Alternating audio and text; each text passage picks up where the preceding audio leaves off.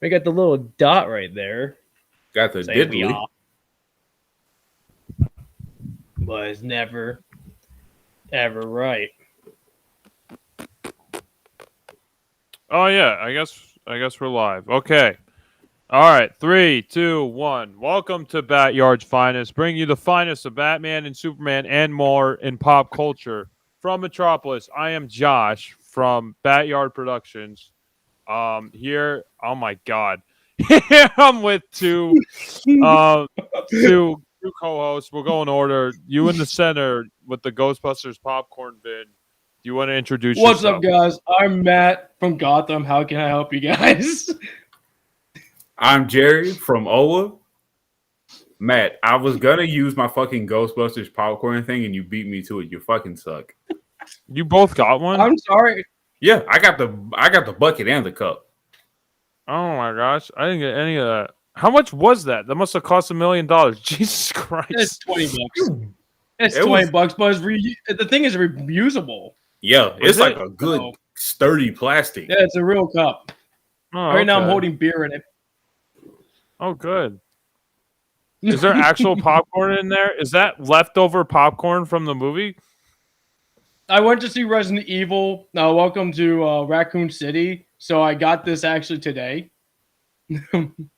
What theater? Oh. What theater did you go Regal. to? Okay. Regal Alright. had these. That's it. That I know of. All right. Well, we'll get into all that. So the first segment of the show is the BS, our DC news, or whatever BS news we want to discuss today. I have two things, but okay. I'll start with one stupid thing. So, no, I'll wait on that. Okay. So, this past weekend on Saturday, I think it was the 21st. Me, my cousin Tony, and Leah went to Saratoga Comic Con. So we did a few interviews there. I was dressed up as Peter Venkman. It's tied in with the Ghostbusters theme the day after I saw the new movie. So you could expect that video within the next couple of weeks of me doing interviews at Saratoga Comic Con. I have another stupid thing. What is it? The DC Pets, Super Pets fucking trailer came out. I don't know if you guys. Oh, Yeah. It looks like dog. It looks like man. dog shit. But I'm with you 100%. Yes. I don't want to watch that at all. I actually, I don't either. I like the animation. I was like, oh, the animation. Like, if it was just like a DC movie, like animated like that, like it was like Incredibles kind of style, and it was just DC heroes, I would have been with it. But Mhm. like once they got the Secret Life of Pets crap in there, I was like, all right, I don't care. It looks like big crap. With that, I was so tuned out to who the voice acting was, and for some reason, I wasn't picking up whose voice is whose properly. For Crypto, I was thinking it was the Jared Padalecki from Supernatural. I thought it was his voice for a second until I was like, nope, that's the fucking Rock. Yeah, Playing Dwayne his voice acting. Johnson, John Krasinski, is that his name from The Office? I forget his fucking name. He plays I don't know. Superman.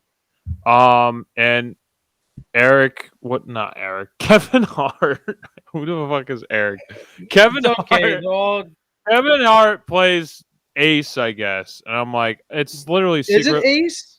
I think Yeah. so. I don't know. It I'm doesn't like, even look like Ace. he did the Secret Life of Pets. Like he did the rabbit voice. It's the same but he was a fucking rabbit. movie. It's the same movie, but Yeah. they added superheroes in it. I'm like, that looked like crap. Well, he and was this a looks super like rat. See, he was they a already super rabbit in made the this second movie. one. So they already made the movie. Yeah, he already did it once. Why He was even super make rat, it? rabbit. Yeah, Super Rat. Mhm.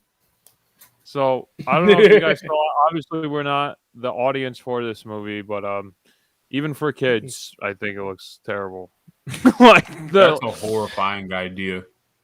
Yeah, I like the animation. I was kind of with the animation. It kind of reminded me of It's not- Incredibles. But It's not bad, but it doesn't. It's not fitting properly. The designs of the pets look pretty cheap and awful, but yeah, that's all I have to say about that. I'd rather have Crypto the Super Pet. Remember that dumb show? Is this Crypto the Super Pet? Back when we were kids. Crypto Super Dog. That show wasn't good, and I didn't. I would watch that over this. I would definitely watch that over this. At least that felt like something. Like this just feels like a rehash of a terrible idea with DC icing on top. That's what this is. It's just a terrible idea of The Secret Life of Pets rehashed with DC paint on top. So that's what this movie is. And they got Kevin Hart. It's literally the same crap. Well, if you have The Rock, you have to have Kevin Hart. It's a package deal now. Now Kevin Hart's going to be in Black Adam. Yeah. Well, that's what happens. When you have The Rock, you get Kevin. If you have Kevin, you get The Rock. Are they going to play The Rock's new rap for this? I wonder. Shut up. Shut up. I hate the rap. It's the dumbest thing ever. He has a rap about working out and being the best. Does? And it's so dumb. Are you serious? But everyone's using it. But we're serious. And everybody's now using it as an iconic, stupid thing to do like TikTok. It's the new TikTok sound. Is it good? Yeah. No. It's at least ironically. I watched a girl make a quesadilla while playing that song and singing, like pretending she's singing to it, and then present it. And I'm like, this is how it's going for it. Is it at least ironically funny? Like, is he in on the joke, or is it just no? He's legit. It's supposed to be legit. Mm-hmm. Oh no. He went from trying to be a football player to being injured to become a wrestler, then the wrestler to being an actor to now an actor to wrestler actor to now politician / rapper. To also a tequila maker. Because he also has that tequila. I forgot about that. I don't know. I want to listen to this rap. I wish I could play it right now, but without copyright strike. Well, we're not funded by him. No. Please don't. Dwayne The Rock Johnson, if you want to sponsor us, that rap is the best thing in existence. I promise. But that's only if you give us money. I haven't listened to it, so I have no opinion either way. It's bad. Do you guys have any other BSBS or DC news you want to bring up? I do have some BSBS, but it's going to be a little bit long, probably. Like everything. So, Jerry, do you have anything? I have a little bit. It's not really much. It's just kind of word of mouth I've been hearing. So you know how Rockstar did the GTA trilogy, which is San Andreas, Liberty City, Vice City, and everybody says it's just awful. Like I looked up gameplay for it, and it actually looks worse than the original 3 games. It does. Oh, yeah. It does look worse. Our friend Billy owns it. He's actually just dealing with it. He's okay with it because they switch a lot of the functions in the game. So it's like GTA 5. So that's what he's happy about. But there's a lot, it's 50-50 takes with him with this. So he's just happy he's playing the game with these upgraded features and checkpoint features that they added to the game. Instead, you have to start from check 1. Meanwhile, it's like a 30-minute mission or something like that. He's enjoying it. What is it? Didn't they just fix the rain, he said? I think so, yeah. And then... the rain was... Oh, sorry. Let's see, what else? The one I would want to play is Vice City. That's the one I definitely played the most. But yeah, it does look terrible. The model. Yeah, they remade Vice City. Yeah, they did all of them. They did 3 Vice City and San Andreas. I wasn't allowed to have San Andreas growing up as a kid, but I already had Vice City, so it didn't even make any sense. So I was like, okay, well, I already have this other one, so that doesn't matter. I remember the first time seeing San Andreas. First time I ever seeing San Andreas, my uncle Chris. He said, "Matt, come over. I need to show you this new game." I'm like, "Okay, cool." So I come over to his house, I hang out for a bit, and he's like, we're next door from each other, and he's like, look at this, and he shows me how to pick up hookers and what happens when you get a hooker. And I'm like, I don't know what this is going on. I'm confused. What's a hooker? And- Yeah. Let's see. The Yeah. only other bit of news I have just pertains to Eternals, but everybody already kind of figured it was gonna suck.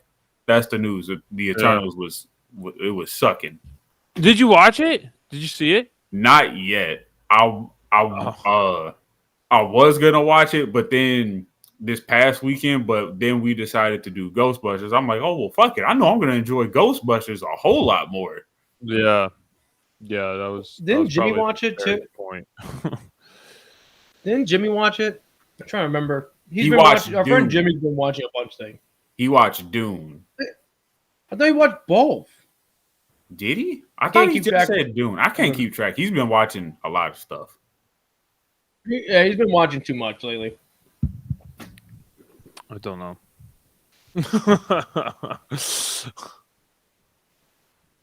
All right, Matt. What's your thing? Well, speaking about watching things, I know if you see I'm eating popcorn legit from like the Regal theaters. No, we're not sponsored by them. You found I that just gotta go went to grab see some the food. new. I'll be right back. Matt made me hungry. Got it. what the I'm fuck? sorry. So I went to see the new Resident Evil Welcome to Raccoon City. What? What a disaster! What is that? I don't even know what that is. I don't know what What? that. I don't even know. Resident Evil. It's a new Resident Evil movie they just It's a put out. live action. Live action. I didn't even hear about this. So what is it? What It's was been it going like? around. So basically, it's Raccoon City is basically it takes upon the second game plus the third game plus the first game all into one movie. Meanwhile, focusing on one character, meaning Claire, most of the movie, until when they had to focus on the characters that are in the first movie, then they go to the first movie setting inside of a mansion. Meanwhile, there was a person that's supposed to be in the third game, at the same time running around with Claire, Leon, and Leon as Jill is supposed to be running around Raccoon City with them at the same time period. So she is with the other group in the mansion, how she was supposed to be in it in the first game. So Is they it the kinda one did with some the weird hat? shit. Is it like the woman with the big beret hat and the Wolverine claws? Is that the? No, Girl. that's Village. That's the Village. game Village. Oh, okay. I got a So burger this and movie- fries. Oh, nice. What's it called? No, like this movie is supposed to pick up literally from this movie is supposed to be designed on the first movie, second movie, and third movie, technically. They're all disasters. all- this whole franchise like I has said, been a they- disaster. Like they collabed all the games into one, focus only on the Claire story. And I'm like, it would have been fine if they did just 2 and 3 and just had that collab, because either way, if you follow Claire, you'll run into Leon and Jill at the same time in the game somehow in a way. But in 3, you never run into Jill, but they could add that as a collab way to have 3 introduced to it and let you know Jill's there in the same city. But no, they use Jill as like the first game Jill. So she goes into a mission at the mansion. It's so stupid. And they take away enemies. They take away certain details. They change characters' designs. They did a whole bunch of shit that was horrible. The lines felt like, it felt like a high school movie that was meant for YouTube got made with a high-class movie budget. I'm not going to lie, the CGI was on point, but the acting and the lines were shit. Would you say the original Resident Evil is better than this one? The very first actually, one. The original, yes. not Yes. the weird stuff they did later on, but the very first one. like I'm talking like I you're don't talking about watch like the any of one them. back when we were kids. Yeah. Yeah. Though I would say 1 and 2, when like with the original series of Resident Evil they made back in the day, it was 1 and 2 were probably on point more than this one. Because this one was just a lot of confusion. Jerry, they made Leon a bitch. I was hoping you didn't eat first. How much of a bitch? Let's say if it was a scale from 1 to 10, he's a 10. So he's getting pegged. He's pegged. Oh my god. I'm not joking. He's literally like a bitch. He probably doesn't know how to properly use a gun most of the time during the movie, and he's an actor from Victorious on freaking Nickelodeon. And Chris Redfield's played by I forget his name. Green Arrow's brother. The guy who plays Stephen Amell. His brother plays Chris Redfield. Then the guy who plays Wesker is the giant ape guy from Umbrella Academy. Really? Yeah, and there's an end credit scene that's even fucking funny with that character too. Supposedly there's an end credit scene. Most of the movie, I was watching it, me and my full-on group were literally making fun of the whole movie. At one point, there's a part when Wesker shoots a father and a mother. Little spoiler. It's a bad movie, so don't see it anyway. I don't care if I spoil this movie. He shoots this like scientist and his wife, and he has a daughter. And out of nowhere, my coworker Seth is just like, "Oh shit!" It's a fucked up joke, but oh shit, they made her an orphan. That is fucked up. Out loud in the theater, and we're just looking at him laughing because we're just like, don't know how to register his joke. We know it's fucked up, but at the moment we're just like, we're in a theater and he's just screaming it out loud. They have a lot of bad moments with zombie stuff. It's pretty not good. I don't know how they ruined a game franchise trying to stick to the games. It even says it was based upon the Resident Evil series. The whole franchise has been a dumpster fire from like fucking the get-go. Like all the movies have been awful. So like, why are you surprised? Like they always been terrible. I'm not surprised. Like we knew it was gonna be bad, but it was worse than we were expecting. Yeah. The original one. Don't get me wrong. It had its flaws, but it also had its own charm about it. Because the second one too. Kinda. I'm more impartial to the first one. But it's even though they went off the rail, it was still good until like the last 4 that they did. Don't get me started on that shit. Yeah, we're not gonna go there. I'm gonna have to watch this and give my take on it. So maybe we turn this into just a small feature. No, don't do it, Jerry. Don't do it. Yeah, I'm not gonna watch it. So but, that's gonna be all you guys. Well, that's good. That's good. That's good for you. That's my rant of the new Resident Evil movie. Yeah, I have no interest in any of them.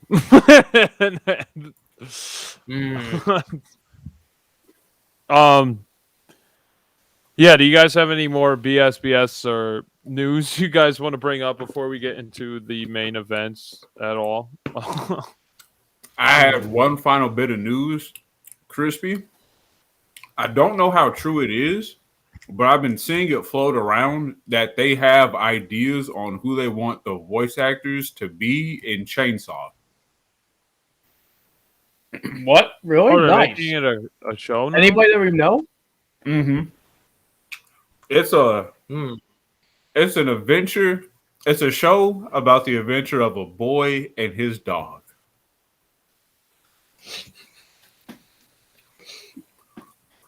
And it takes some twists and turns because the dog has a chainsaw coming out of its head.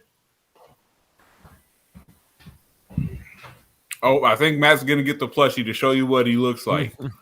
No, I don't have the plushie. God damn it, Matt. Don't You have have a the plushie. plushie? That's at work for everyone to see. Break into IBM and bring the damn plushie. Yeah. Why do worry. you do that? Okay, so we're Jerry talking about Chainsaw Man. And it's literally this guy, and he meets It's an his adventure little puppy. about a man and his dog and the trials and tribulations of friendship.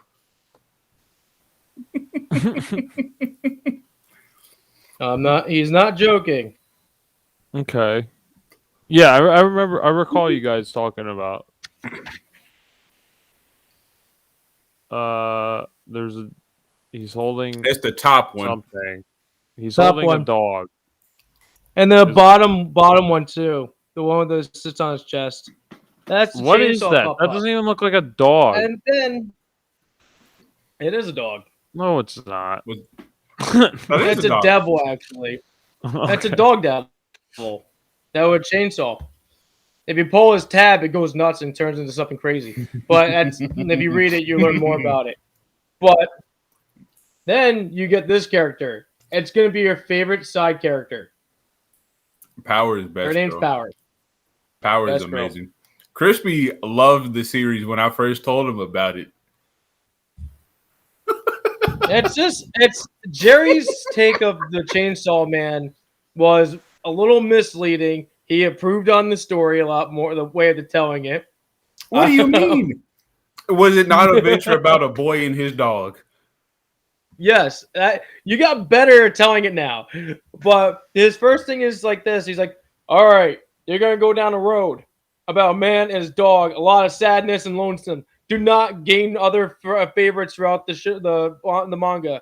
Never pick up a favorite because they would die in the next panel. Just keep moving on. Just don't focus on anybody else. Yeah, I learned hard. I had like 3 favorites. They all died. They died quick.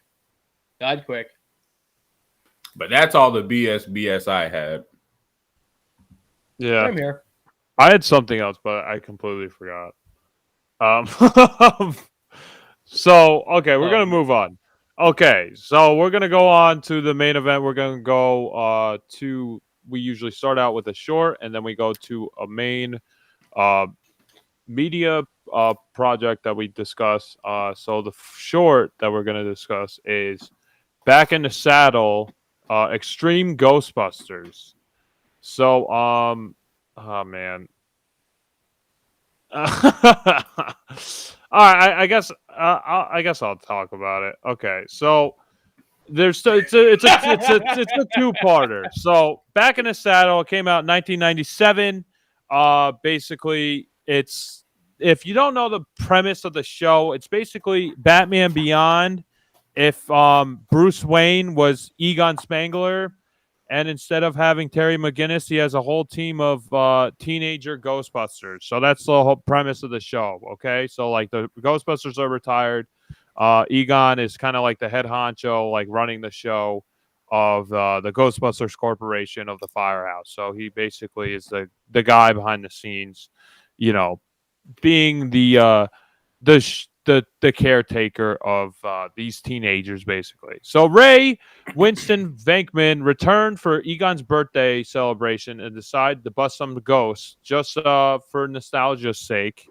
And the Extreme Ghostbusters are extremely jealous because the real Ghostbusters show up and kind of dampen their spirits a little bit because they feel like they are unnecessary and unneeded. Which, you know, I kind of agree. But anyway, so the whole team sticks around. They help out with the threat that the Ghostbusters had. It's basically like a big fog-like mass that's like overtaken New York, Manhattan, and it's coming from the Bermuda Triangle. It consumes metal. So basically, this is the Ghostbusters in-universe reasoning for why every piece of technology and transportation disappears in the Bermuda Triangle is because of this fog, and it makes its way towards Manhattan because, of course, it does because Ghostbusters. So what are you guys? What are your guys' thoughts on Extreme Ghostbusters in general? I don't know if you guys ever seen the show at all. This is the only episode I ever seen. So we'll start with Matt. What and just the show in general, the premise, and then we'll go into the specific episode. So go ahead, Matt. Matt, I'm gonna go ahead and cut you off right now. Okay, Extreme fair. Ghostbusters is an unnecessary piece of bullshit. I am so glad I forgot this show. Yes. I Yes. hate okay. the Extreme Yes. Ghostbusters. I feel your pain, Josh. I feel your pain when we give you something and we're just like, Josh, is this what we do to you This is when we give you a bullshit. piece of shit? I fucking hated everything. Wow. I hated The everything. voice So acting fucking for the bad. original Yeah. Ghostbusters Sucks. was shit. The fucking the lighting that they use for the proton blasters gave me a fucking headache. Yeah, Oh it my doesn't look good. Okay. God. Nothing looked great. And the fucked up thing is, I was looking at it was the one of the newer Ghostbusters, the one that has like the goatee. Yeah. And always is like this stuck up asshole. Yeah. He reminds me of this guy I watch for like all my scary movie reviews and stuff. His name is I don't know his actual name, but his channel is from CZ World. And he does all these reviews, and the guy looks just like him. Maybe it is. And I'm him. just like, this is I don't know. I'm like this. I'm no shut up. And I'm like, this guy got his like his design like of his like look from this show. I'm gonna be really disappointed. But I really love his show. I'm not gonna lie, it's good. And he gives it a good creepy factor. He brings out all that stuff. I'm not dissing him. I'm not dissing. I thought you were talking about Extreme I'm just Ghostbusters. saying. I was like, you like it? Extreme Ghostbusters, just no. No, I'm talking about the guy's channel. It's a good channel. Check it out. I don't need to really help sponsor it. He's doing well, I believe. Last time I looked at his sponsor, his subscribers. But You should sponsor us. Yeah. Why not? Have him join us. Subscribe the BatYard. But he just, oh my god, Bill Murray. I just want to choke the voice actor who was ever doing. Oh Bill yeah. Voice. Yeah, he Yes. sucks. I want tell to you who he choke is. him. You want me to tell you I who wanted he is? to put my fist Is he the down guy his that throat. does Garfield, the voice actor for Garfield? No. That's the good one. That's Lorenzo Music. He's great. They fired him. I'll get into that story, which is something They I read fired him? an Was he in the article real about. Ghostbusters? Yeah. He was he's in the real Ghostbusters. He's in the first 2 seasons, and then they replaced him with the guy who plays Uncle Joey from Full House. I don't know his David you Coulier or serious? something. Yeah. Really? So they replace Lorenzo How Music you with doing? with Uncle Joey. So that's why he sounds fucking irritating, because it's just Uncle Joey Full trying House. to do Oh a god. Bill Murray impression, and that's why it's just fucking annoying.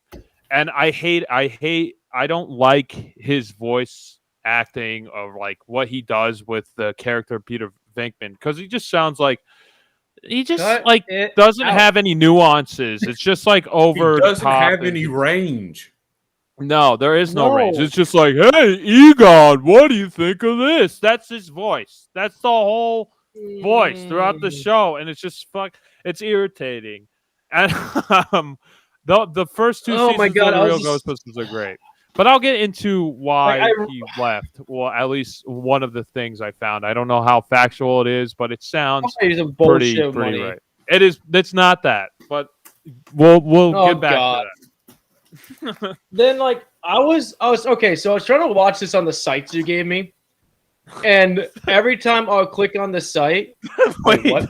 what See- did he tell- hold on. Let's see what Big Booty's telling us. All I can him- imagine is him saying how he's how you no doing? that's different show. He said Full House, Big Booty. How you doing? He said Uncle Full Oh, House. that's No, Joe. that's Oh, that's Friends. Joey That's from Friends. that's Joey from Friends. That's Friends. Oh, all right. I'll fucking look him up now, just to clarify. Keep talking, Matt. I'll show his face. Yeah, the Big Booty, that's Friends. How you doing? Joey from Full House is cut it out. I want to cut him out of life. Yeah, right now I do. Everywhere yeah, you so shit, take a shit. it's just the site that you sent us to. Every time I click on it, it always tell me update your phone with the newest Oh, VPN, that's annoying. and then out of nowhere it will send me to a porn site. Yeah, that happened to me. And I'm Yeah. like, yo, what's happening? I can't even fucking watch this. It took me like 20 tries. I literally said, Josh, this is broken. I can't watch it. I was about to say had to go to until- Crackle to watch it. I was like, yeah, Oh, you I got it. don't. Okay. I don't want to go to no I was- Russian MILF website. Yeah. Yeah, No, I got. I watched on my PlayStation. I was using the internet on my PlayStation, and then of course it opened that tab that Matt was talking about. But I did get to watch it, and then the second part was fine. I didn't have any problems. So yeah. No, the That's- second one played properly. The Yeah. first one was the one that gave me bronzer. Yeah, me too. And I'm like, well. Okay, for Josh, those of I you who just don't wanna- know who, Oh, who God, it Uncle was Joey is, this is him. Can you see my screen or is it? Not yet. Not you yet. haven't Yeah, shared it. I I haven't shared haven't it yet. shared it. Okay. Josh, All right. I definitely want here's to Uncle say Joey. I'm sorry for all the pieces of shit I make you watch. This, Yes. I really felt a unrequited rage for the people who made this show. I want to find them and I want to kick their ass. All right. The thing is, I watched this before Jerry, and I told him, like, Jerry, I hate this. And he's like, really? I still got to watch this. And I love how this is happening. This is great. Oh my god! You guys definitely hated it Then I more than I hated- did. I seen it hated before. how they so. made Ray. Ray is Like- a fucking idiot. He's a piece I of don't even shit remember most of the whole show. I don't even and I'm remember like, what he does. Okay, Ray's goofy. Ray's goofy, but he's not that dumb. They made him like he was like almost like he Incompetent. was like slightly handicapped. Yes. I think they made like all the Doesn't know Ghostbusters exactly. incompetent just to make And he's their like- squad shine. No, You know, I think that's at least Winston. He's fine. Winston was a decent enough. He's pilot. cracking I like. dead.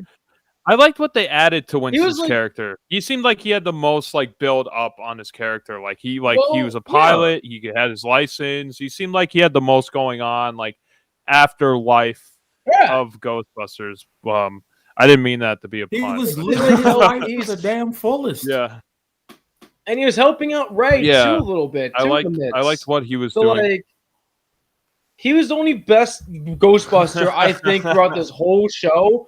I liked. And I thought his- Egon was fine. it just- Egon's fine. He's the same voice. When did he get actor. highlights? What are his highlights of this episode? When did he get highlights? Highlights in his What do you hair. mean? I'm talking about his fucking hair. Oh, the He went white. blonde. He's always blonde. He was always blonde in the cartoon. He was blonde in the real Ghostbusters. You never seen the real Ghostbusters, have you, Matt? Not really. No. You'll have to watch. We'll have to actually. I almost picked the real Ghostbusters episode, and I kind of wish I remember did we were talking about because that. they were great. I wish Those you would episodes- have the one- because yeah. I felt a tremendous hole in my heart. Like right the reason- there. I got it. Well, the reason why I picked I got a this, shot. which I think is kind of obvious, it's just like passing the torch to a new generation of Ghostbusters, which is like both the themes of these two kind of stories. So that's why. Out of I mean, I never seen any of the Extreme Ghostbusters. This is the only episode that I recall or know of that like the real Ghostbusters actually show up within the show. I couldn't imagine watching an episode with just the teenage characters because I don't know anything. Like they don't even have a character basically. Like the guy who's They're kind of all a jackass. So fucking stupid. Yeah, the girl. sucked The up girl is kids. kind of It's- smart, I guess. She kind of like, She's gives supposed them, to like, be the new insight. Egon, but she's just so Yeah. fucking dark and brooding all the and damn she's time. yeah, and she's wearing like football pads and it like looks really stupid. It's And like- then they changed the trap. They changed the design of the trap. Did you notice it's that? a circle. It looks yeah, it's a terrible. circle. Why would they do I hate that? that. That's That was so awful. crap. I don't know. this show was like, oh, did you see that X-Men show that came out in the 90s? Let's try to add that to the Ghostbusters and just see where it goes. I understand and, what they they're trying to do. failed. I understand what they're trying to do. I think with a little bit of reworking, it could have worked, but like, who cares? It's like This the was Ghostbusters a pile of shit. Yeah. I didn't. The cast is just the whole group is just stupid in the midst. Like, they're dysfunctional. They are dysfunctional. I'm not gonna diss this. Like, the one character is paralyzed, and I just like he look was at it, kind of like, annoying. Can they give him? Like how he Can talked. they give him? They made him annoying, yes.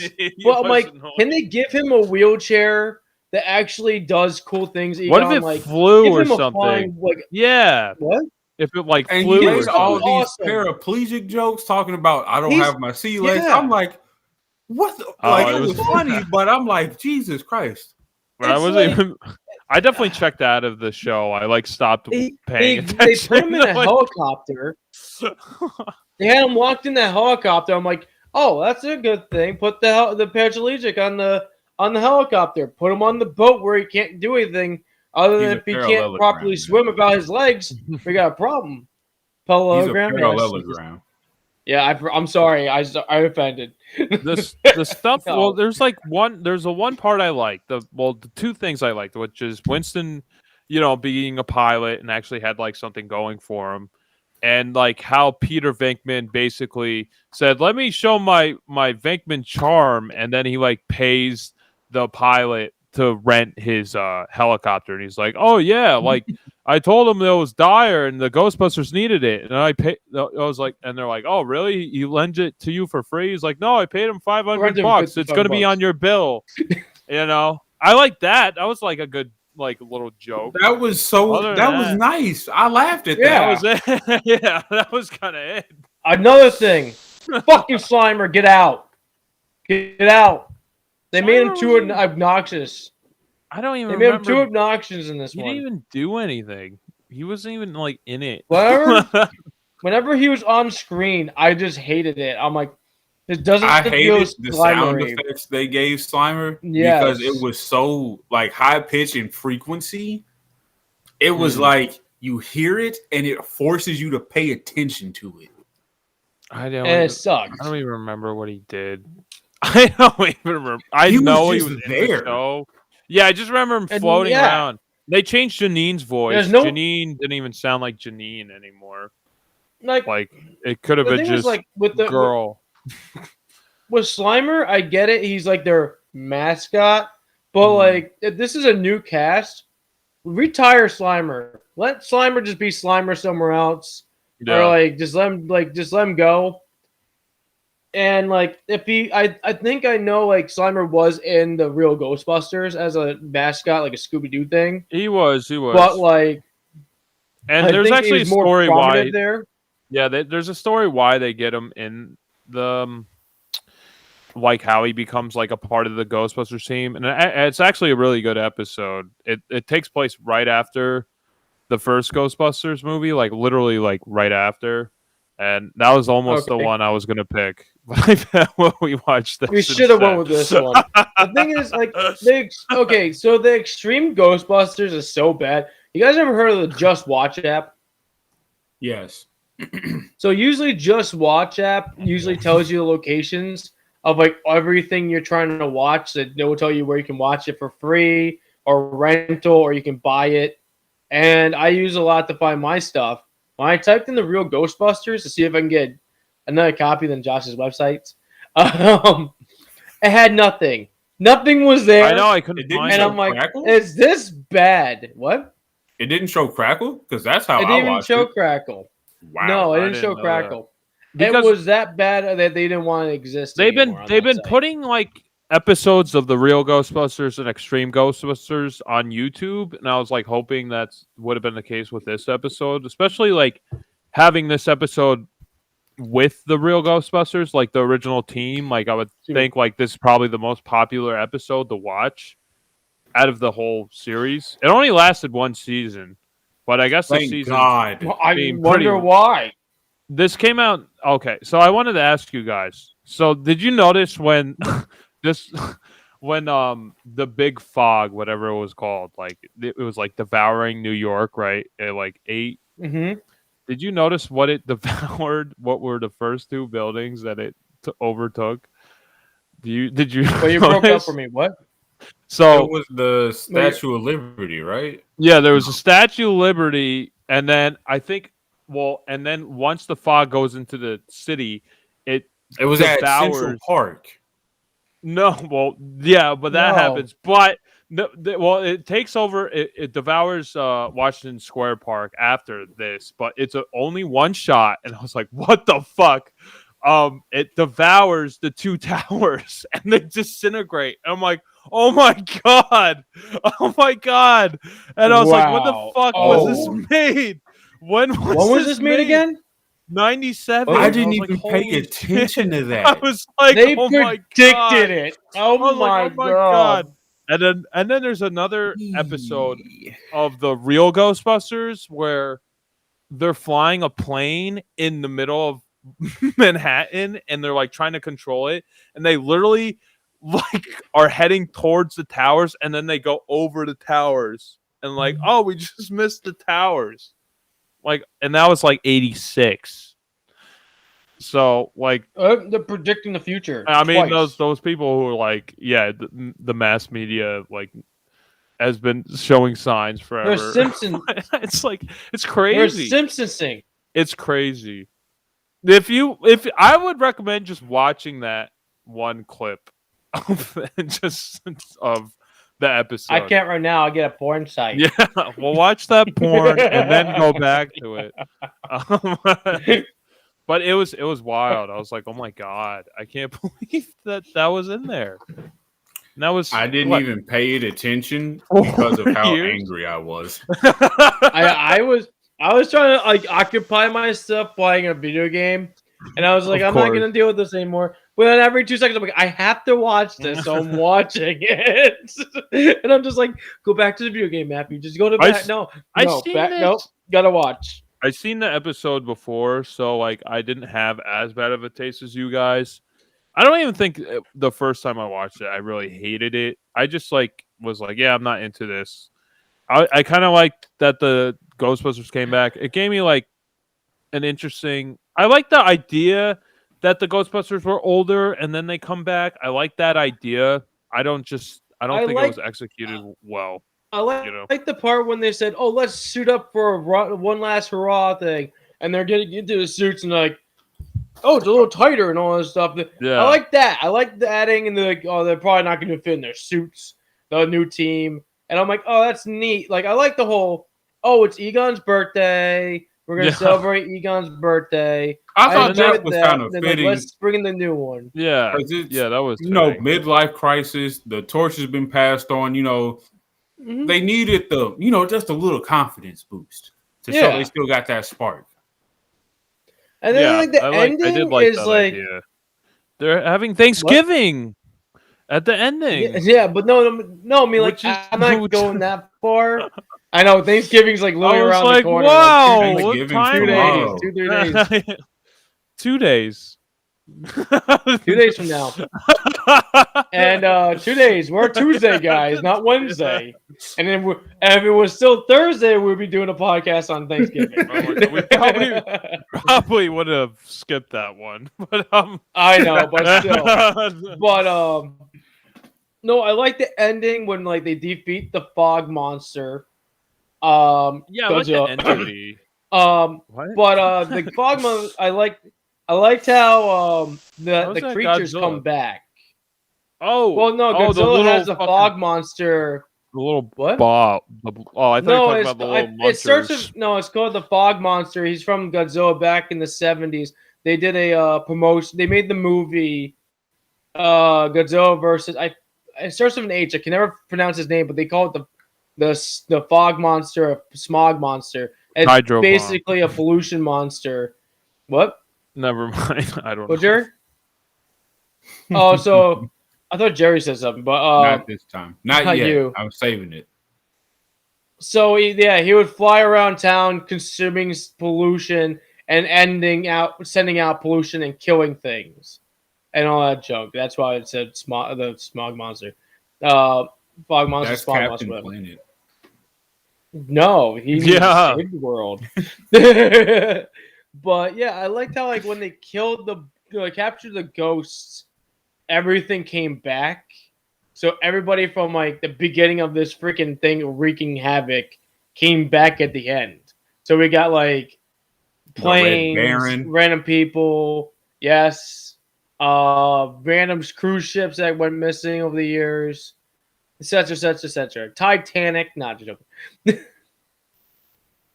was nice seeing it, but at the same time, by an iceberg. What the fuck?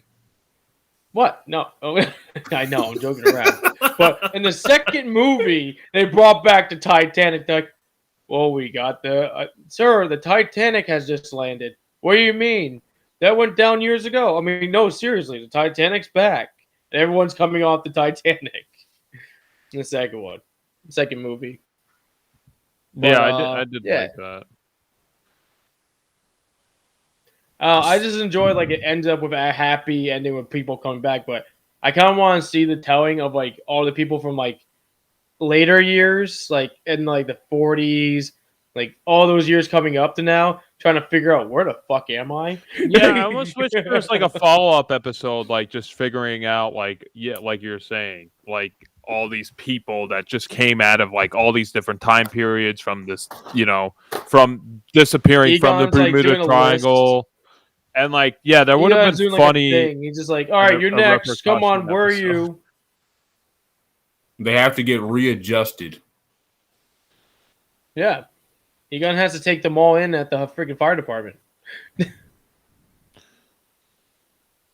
So I do agree with Matt. I did like the ending a lot.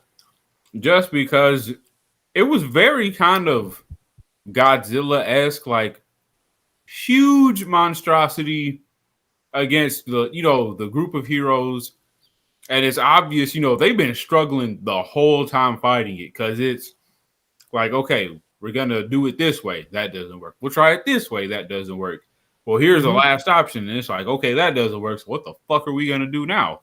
Let's shoot with negative protons or whatever the hell they said, and then they're shooting them with positive protons or something like that. The one thing I liked a lot was that the old and young Ghostbusters came together for to save the day, and it was a collaborative effort instead of it focusing on one particular group over another. Because that's true. I don't remember I chose in my mind to forget all of their names because I hate them. But I don't care. The redhead that's in the wheelie, he was like, he had the bright idea, hey, can you hook a cable to that fucking power box? And I'm like, gee, you could have just fucking wheeled your ass over there and said, throw me a line or something. Yeah. Make a fishing joke. That's me personally. Oh, man. So dumb, but yes. Yeah, it would have. Yes, God. They need to work on. If they try to reboot this series, they had to work on the characters. Definitely work on the characters. I mean, yeah, I don't know. I think this episode is fine. I do like. I think I like the things I like about it overweigh the things I don't like about it. I just like the aspect of like thinking the Ghostbusters get back into their suits and they become Ghostbusters again after like, a decade and change after, the events of Ghostbusters 1 and 2. But like, I feel like them being older and slubbier makes it funnier, if they came back and they're like just old, like they're like stumbling around and they don't know what the fuck they're doing. Like they're like, oh, like they're more like slubby. I think it actually makes it more entertaining. But like, just so going back to it, I mean, I like the idea of the Ghostbusters coming back, like just jumping into their suits. I think I just like it more because we didn't really get that. I just like wish we got that movie, that third movie of the Ghostbusters coming back, like in the '90s, where they were all alive and become, were Ghostbusters, because that would have been the time for it to happen, and we didn't get that. So the thing I wanted to bring up before we get into our ratings, so the thing about Lorenzo What happened to his Music, voice actor? yeah. So I heard, this is what I read. I don't know how accurate it is, but knowing Bill Murray being the the reason why we never got that Ghostbusters 3, I wouldn't put it past him. So apparently Ghostbusters. Bill Murray was like, overlooking the cartoon or whatever, and he's like, "Why does my character sound like Garfield? I don't sound like Garfield. Why does my character sound like Garfield?" And he was complaining to the producer Ivan Reitman, who produced it. He directed the movie, the first two Ghostbusters movie. Yep. So he's like, "I don't sound like Garfield. I don't want my character to be associated with Garfield." So he complained to Ivan Reitman, the producer. So he goes to the heads of the animation studios, like, "You got to change his voice. He sounds like Garfield. You got to change it because Bill Murray's complaining." And then that's why they fired Lorenzo Music, allegedly. This is what I read, but I wouldn't put it past Bill Murray, because he's been kind of the villain of He's been kind of the villain of Ghostbusters for fucking like 30 years. Because he is the reason why we never got Ghostbusters 3. Everyone wanted to do it, except for him. Mm-hmm. And then he the agreed thing is, to this other stuff. I was watching the movies that make us on Netflix, and I was watching they had the first Ghostbusters on there. Yeah, and they're talking about, we got Bill Murray signed on, and nobody knew if he was actually signed on until the first day there was freaking filming, because they never know if he was going to make it or not, if he was going to be part of the freaking show. But they didn't know if he was going to show up. Yeah, they didn't think he was going to make it. That was fucked. And then, like, the fucked up thing is, years later, guess who he's playing? Yeah, he plays Garfield. Fucking contradicting bitch. Sorry. That's what I mean. Bill Like, Murray, he says that he doesn't want to be associated with this character, and then he voices that character later. And then, like, at that point, when he's voicing that character for these terrible Garfield movies, Harold Ramis was still alive. And back in the 90s, when he was making like this shitty elephant movie that no one liked, and fucking the other movie, The Man Who Knew Too Little or whatever, like, those were terrible movies. Like, he could have made a third one, but I don't know. So what are your guys' final thoughts and ratings? Gary, you go first. Of this. You go first. Oh, you son of a bitch. What okay, so Jerry's pointing at me. He's like, "You go first." So yeah, with me, I'm gonna give it like a good try. Good try. I enjoy the effort they wanted to go with this. I give it the effort they were trying to put into this show with the whole bringing back the old crew and everything. But the show didn't help me when it kept giving me flaws of characters, voice acting, certain little details I just hated. And I really just despise this fucking show now even more because of the characters. I'm never coming back to it. Don't you do this to me. No, this is the only episode I ever watched, and this is probably the only episode we'll ever talk about. Just because the real Ghostbusters show up. I'm gonna probably be the lowest. That's the only reason. I'm probably gonna be the lowest, I think. Probably. I give it a 0. There's no way you could give this a fucking 0.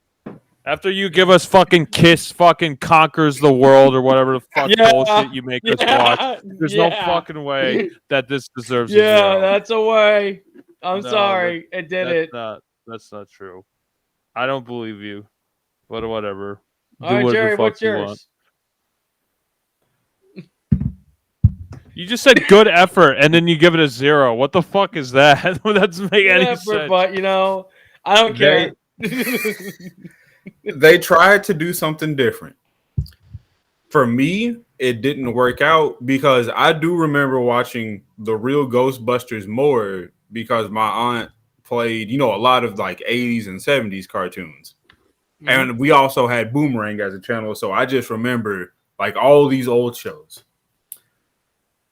I do wish they would have tried a little bit harder, considering that this was a alleged passing of the torch. And I'm not going to speak on the bad. I'm going to speak on the things that I liked. It was nice to see, the Ghostbusters, the OGs, put in a situation where even their knowledge was tested, and it took the younger generation to show them something else that even they thought wouldn't be possible or that they might not even consider. For my rating, I'm going to give it a 6. I was going to give it a 6.5, but the Twin Towers, now knowing that, I got to drop it to a 6 because, No, that should bring it up a level because it predicted something. I mean, it happened before, so you can't like chop it down because of that. Because if it happened after and they fucking animated that, yeah, fuck you, you're an asshole. But like, you can't. Yeah. No detriment there, I guess. But speaking of the Twin Towers, Uh-oh. Is it good news or bad news? Don't tell me they made a collectible toy. Oh no! I hope not. I was just going to show you. Watch it disappear with a flick of your finger. I was just going to show you the 2-second clip that I found. So no, let's not do it.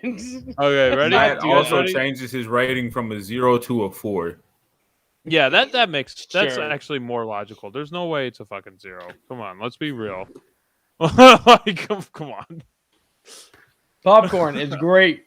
If you go to Regal, pick up your box. A bucket. Ready? So now you guys get to see the website. All right, see this? Do you see this?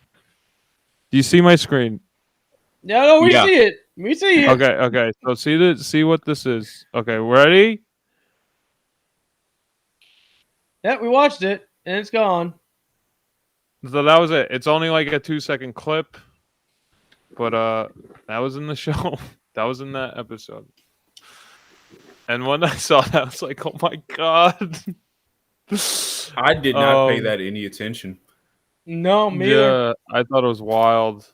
I was like paying attention to landmarks and stuff. I was like, like Washington Square. That was cool, to see that. Especially Matt and I filmed there, so that was neat to see. Yes, we did. We filmed a lot in New York City that day. Yeah, we did. That was a long full day of filming. That was a 12-hour day. 12 hours, including the travel. But anyway, I 100% agree with Jerry. I couldn't agree with Jerry with more so on the fact of everything that he said. So I'm going to give it a 6. Look, we don't hate shows. This one just messed with a special part of my childhood. Because I probably watched the first Ghostbusters like a dozen times, like in school and with my aunt. So, when he said Extreme Ghostbusters, I'm like, oh, cool. It's the next generation. So, I'm thinking this is going to be like the real Ghostbusters. And, it let me down. And it basically said that, I'll be back, son. I'm going to go buy a pack of cigarettes, and doesn't come back for 36 years. What the fuck, man? I think I'm probably the most warmed up to just the scenario of the show. This is my second time seeing this episode, so I'm a little more warmed up to it. But yeah, there are some problems with it. I hate how they changed the iconic, you know, imagery of the proton packs look different. The trap looks like a stupid Pokemon ball. I don't know what's going It's on a with fucking that. frisbee. It's Yeah, I It is was a expecting frisbee. them to. it looks stupid. I didn't even know what it was. If they're gonna do that, make it a different, piece of tech. Make It's it something else, like I don't know, a levitator or something. it's But like watching the female edition of the Ghostbusters when they pull out the proton pistols and all yeah, that weird shit. well, at It's least that just was like something different. yeah, you don't At remember least that? You like never watched the reboot, Jerry? I've Yeah, never one watched they it. don't watch I it. had to Don't watch it. I had to try it. Don't. Yeah, don't watch it. The only reason why I watched that movie is because my sister put on the movie, like we're on vacation. She's like, "Oh, let's watch this fucking 2016 Ghostbusters." She turns it on, she presses play. She leaves the room after 20 minutes, and like my brother and I were like, "All right, well, I guess we're watching this." And that was You the and only reason. JT? Yeah, JT and I. So we just finished the movie, and we're like, "You didn't? Why did you turn this on? You didn't even fucking watch it, you know?"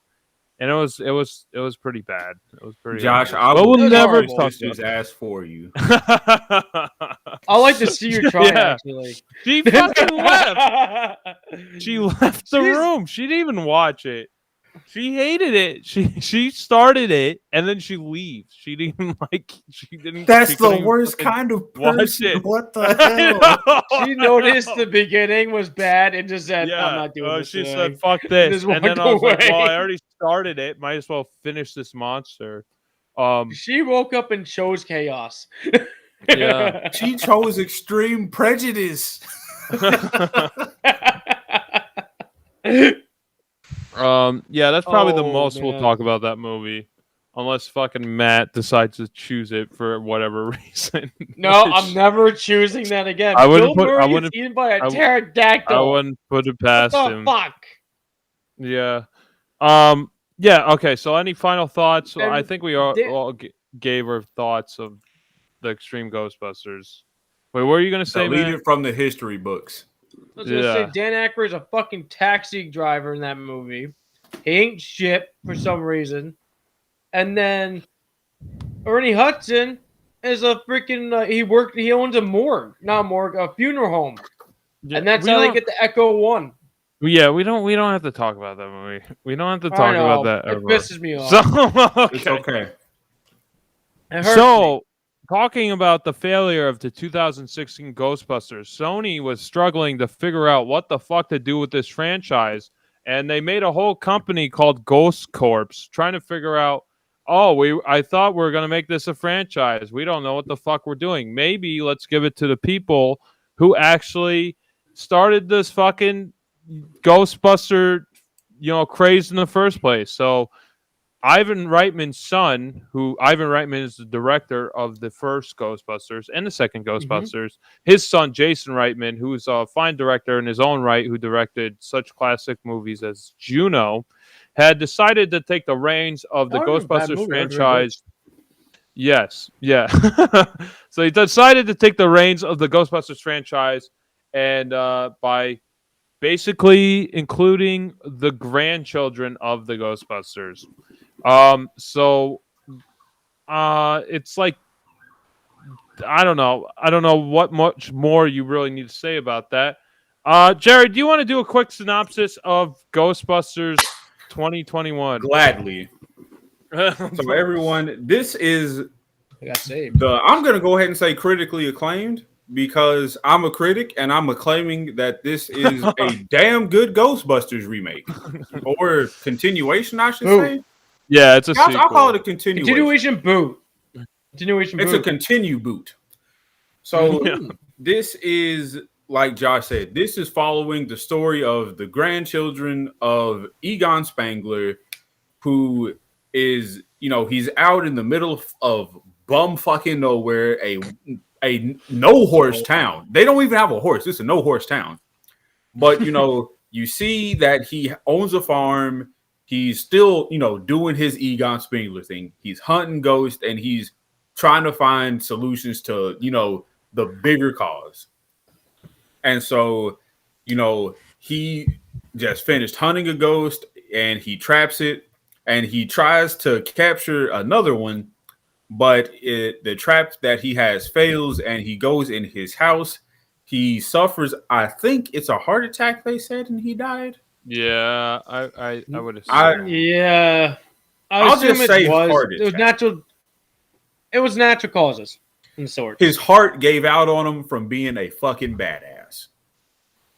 And so his badass legacy of badassery continues in his daughter, granddaughter, and grandson, who inherits his house and farm, which is labeled Dirt Farm, because he's known by the locals as Dirt Farmer. They don't even care about his name. They just know him as Dirt Farmer, and he's, a loon who's just a loner. So I assume he didn't want to tell him his name. I also believe so. So we, as we continue on, we see that the granddaughter, she has a lot of qualities in them, from all the way from appearance to being, just smart as a whip. And she just, she moves into town. She's the first to start finding the pieces that Egon's spirit, leaves behind. And he also plays chess with her. And she finds, some of the traps, the secret trap door, I guess you could call it. She finds the secret puzzle box in the floor. It would be more accurate, I should say. Not Hellraiser. No, it's not Hellraiser, No, but it's a secret puzzle in the floor. I don't want to think about that movie. And so she runs into Paul Rudd's character, who is essentially like just a huge Ghostbusters fanboy. And he's like, "You guys don't know what this is? How do you guys not know what this is? Have y'all not seen the videos from the 80s? Ghostbusters in New York?" And it's just perfect, the amount of cameos and references they use. And it just continues on to where they figure out that Egon was essentially trying to stop the apocalypse from happening because of an ancient, was it Sumerian or Sumatra? I'm going to just say an ancient Sumerian. god of death. Sumerian, who consumes people's souls like a Gogurt. And Gogurt? A Gogurt? Wow, that's a throwback, yeah. And so, we see that, later on, the family learns that Egon Spengler is their grandfather. They find Ecto-1. They find the protopacks. They find just all of his life work essentially just wrapped up in this farm, and how he had to hide himself away to protect them so that they wouldn't get, wrapped up in the same world that took him from his family, who he also cared about deeply, as you find out later on. And it, later on, you see the grandchildren, they're just picking up the pieces and trying to, work, not necessarily their own magic, but work their own ingenuity into Egon's massive trap collection to stop the apocalypse. And there's a lot of details. I'm just kind of giving a quick synopsis. And then you see the real Ghostbusters and all of their ironclad goodness come to help them in the final battle. And you see Egon's spirit. I'm not going to say hologram yet. I'm going to save that for later. You see his spirit come to help, his granddaughter trap the final ghost that's essentially going to be the end of the world as we know it. And all of the Ghostbusters, bid farewell to him, and his spirit just floats off into Ghostbuster heaven. And are we going to mention the post-credit scenes, Crispy, or are we going to save those? There's two. Fucking two. We're not going to mention the post-credit scenes, but there are two post-credit scenes that do give a strong they could do a sequel if they choose, or they could leave it open-ended as is. Thank you, Trinia, for finding out about the actual real ending post-credit scene. Because if we didn't find out about that, shit, we would have been bad at this. We could talk about those at some point. We don't have to talk about them now. We'll save it for the end. Yeah, that makes sense. Matt, what are your thoughts on Ghostbusters Afterlife? There's a lot. Matt, I'm gonna go ahead and cut you off again. This movie is how you fucking do a passing of the torch, start to finish. I was on the edge. I wasn't on the edge of my seat, but I'm just like, I'm staring intently at the screen. I'm not blinking. I try to, not go. I'm trying not to go to the bathroom and piss like a racehorse because it's just everything is good. How, it focused a lot on the child actors. Paul Rudd was in as a small guiding force and a little bit of comedic relief, but it wasn't even really about him. And the mother, and she played her role just perfectly. She was the pissed off daughter. My dad left me. I don't know shit about him. He's wrapped up in his own whatever the fuck. And then she finds out my dad, knew about us. He cared about us this whole time, but he was trying to save the world. So he had to make a choice: family, a temporary, shelter for his family, or a permanent solution so where his spirit can live on and watch us from this point forward. Podcast, which is funny because we're also on a podcast talking about this. He was hilarious, and I was expecting him to be some kind of freaky reincarnation of the god. Oh my god, that would have been kind of neat. That would have been a neat twist if he did that. Yeah, I would have been with that. Oh god, I did like Podcast's character. I did like his character. I just wish his name wasn't Podcast. Like maybe that would have been his nickname. Like I don't know his real name. His real name is Done Mystery. His nickname is Podcast that he gave himself. This man gave himself a nickname called Podcast. I get that, but like, what is his name? Like I don't know. They never stated his name because he just said, "Just call me Podcast." Everyone calls him Podcast. I feel like his name would be Brandon Johnson or something. Brandon works for him. Maybe probably. It was fine. His name being Podcast was fine. I just almost wish he had a real name, and then like I don't know, whatever. That's just like a nitpick. So Matt, what are your thoughts? Oh my god, I totally fucking agree with this man right here. Fucking totally agree with this man. This movie is amazing. I saw this with basically the whole family. We all loved it. We came out like, let's go get another fucking ticket if we didn't go at the 9:20 showing of the show. We all want to turn around and go watch it again.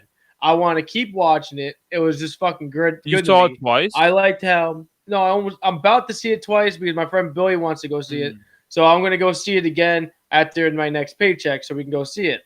Yeah, I would definitely see it. But I liked it. I like the children actors that except the older brother.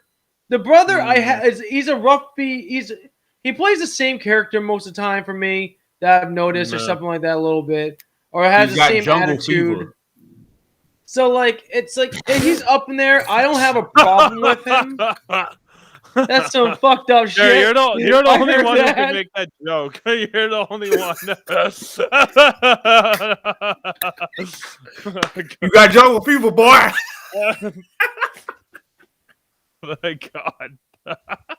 But like, I'm not gonna be mad. He works with it because like, getting back on topic, it fits in with Bill Murray's character. If they're following in the footsteps, he fits in with that character.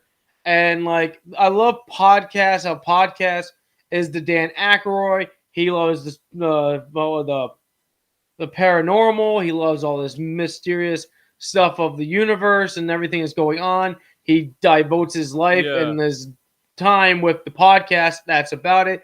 And I love how Dan Aykroyd is his only fucking subscriber. Yeah. And he was a what? So, Big Booty Dandy says, as someone who hasn't seen a single Ghostbusters movie, it made great references to the original movie without overdoing it. True. Yes, they do. That's very true. And yeah, so I love his character. I love how he was ongoing, and he was constantly doing his podcast. That I love that because he was keeping up with his content. So in every single thing they've been doing, and he has it all recorded, and that's for his for their sake and his own use too.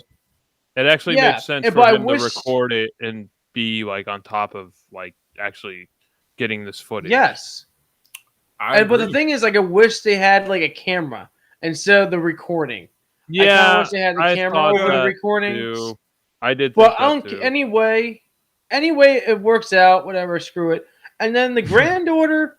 The granddaughter is neat because she's just literally Egon. Like that girl did such a great job. She did a great job. I give her my hat top for that because like that is like a really, I would say that's probably like a difficult role to make yourself more like emotional. No feeling like most of the things is happening for a child actor. That's pretty. Yeah, a child. Yeah, it's really difficult to to portray an actor that did it so well, and I really give it to like she did a great job. She did awesome, and like every 2 seconds I'm like she's doing Egon things. I'm like I'm loving this. She's doing something Egon-y. I'm like let's go. Her name is McKenna Grace. McKenna Grace. So. Applause there. Oh, nice. Thank you for doing a great job.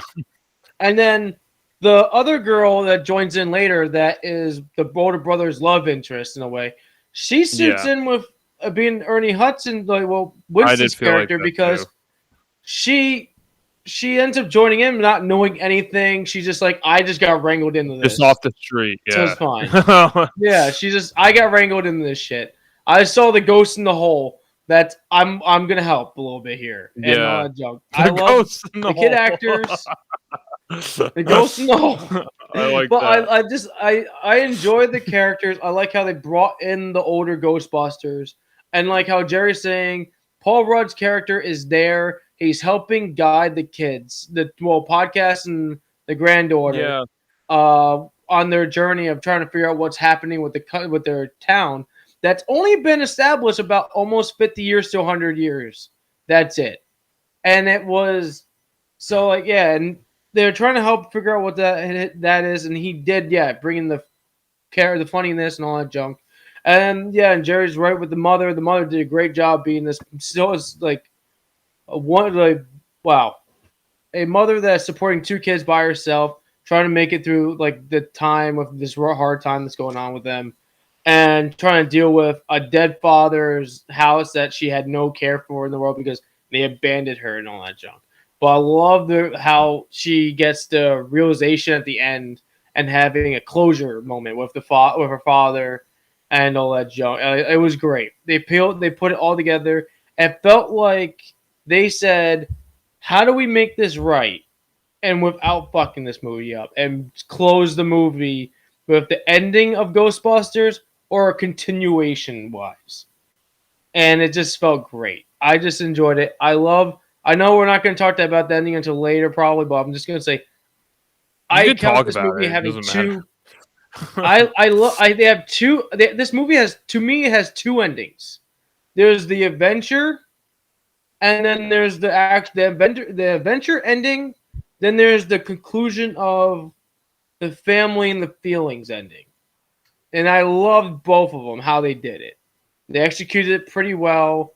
I'm not mad of what they did with Egon bringing them back and all that junk. I'm like, they did it right. They did that. I enjoy it. He came back to finish off the job, and he ended up he closes things with his daughter. He didn't talk. I like that. I wasn't against him not talking. Because I know they're going to get somebody with a close voice to him and maybe screw it up for us. Or snippets from like old footage of him from back when in like movies and stuff. And I'm like, they're going to ruin it that way. just leave it to him just nodding like he'll properly do. Just nod at you, give you the shrug, and all that stuff. Including, technically, he's a progressing ghost at this point, so maybe he couldn't talk anyway. That's like a in good little between. feature too. Yeah. And I love there's a little hint when they're going through his Ghostbuster stuff, and they end up finding his old glasses and a fucking Twinkie. Because in the first Ghostbuster, he was saying, "Imagine this Twinkie, like 100 times bigger or something like that, or 1,000 times bigger." And I'm like, they're calling that back to the freaking first Ghostbusters, trying to explain things to people. And I love how, as before he actually makes himself an actual physical ghost, he's trying to help the granddaughter with like moving in objects, and everybody he comes in in contact with, he just moves the objects. And I love it was adorable with the chess game. I love that. Yeah, that was one of my favorite moments. Okay, my only nitpick with the chess game. Why was he so aggressive with his first move? Like, why did he knock it away like so hard? Because it's Egon. Nobody. Yes. And, like he was like, I expect you to be smarter since you're my DNA. I think he was trying. I do agree that is a small nitpick, but Egon had to do it just to fuck with her a little bit. No, I think it's with the first move. Yeah, wait, go ahead. You go ahead.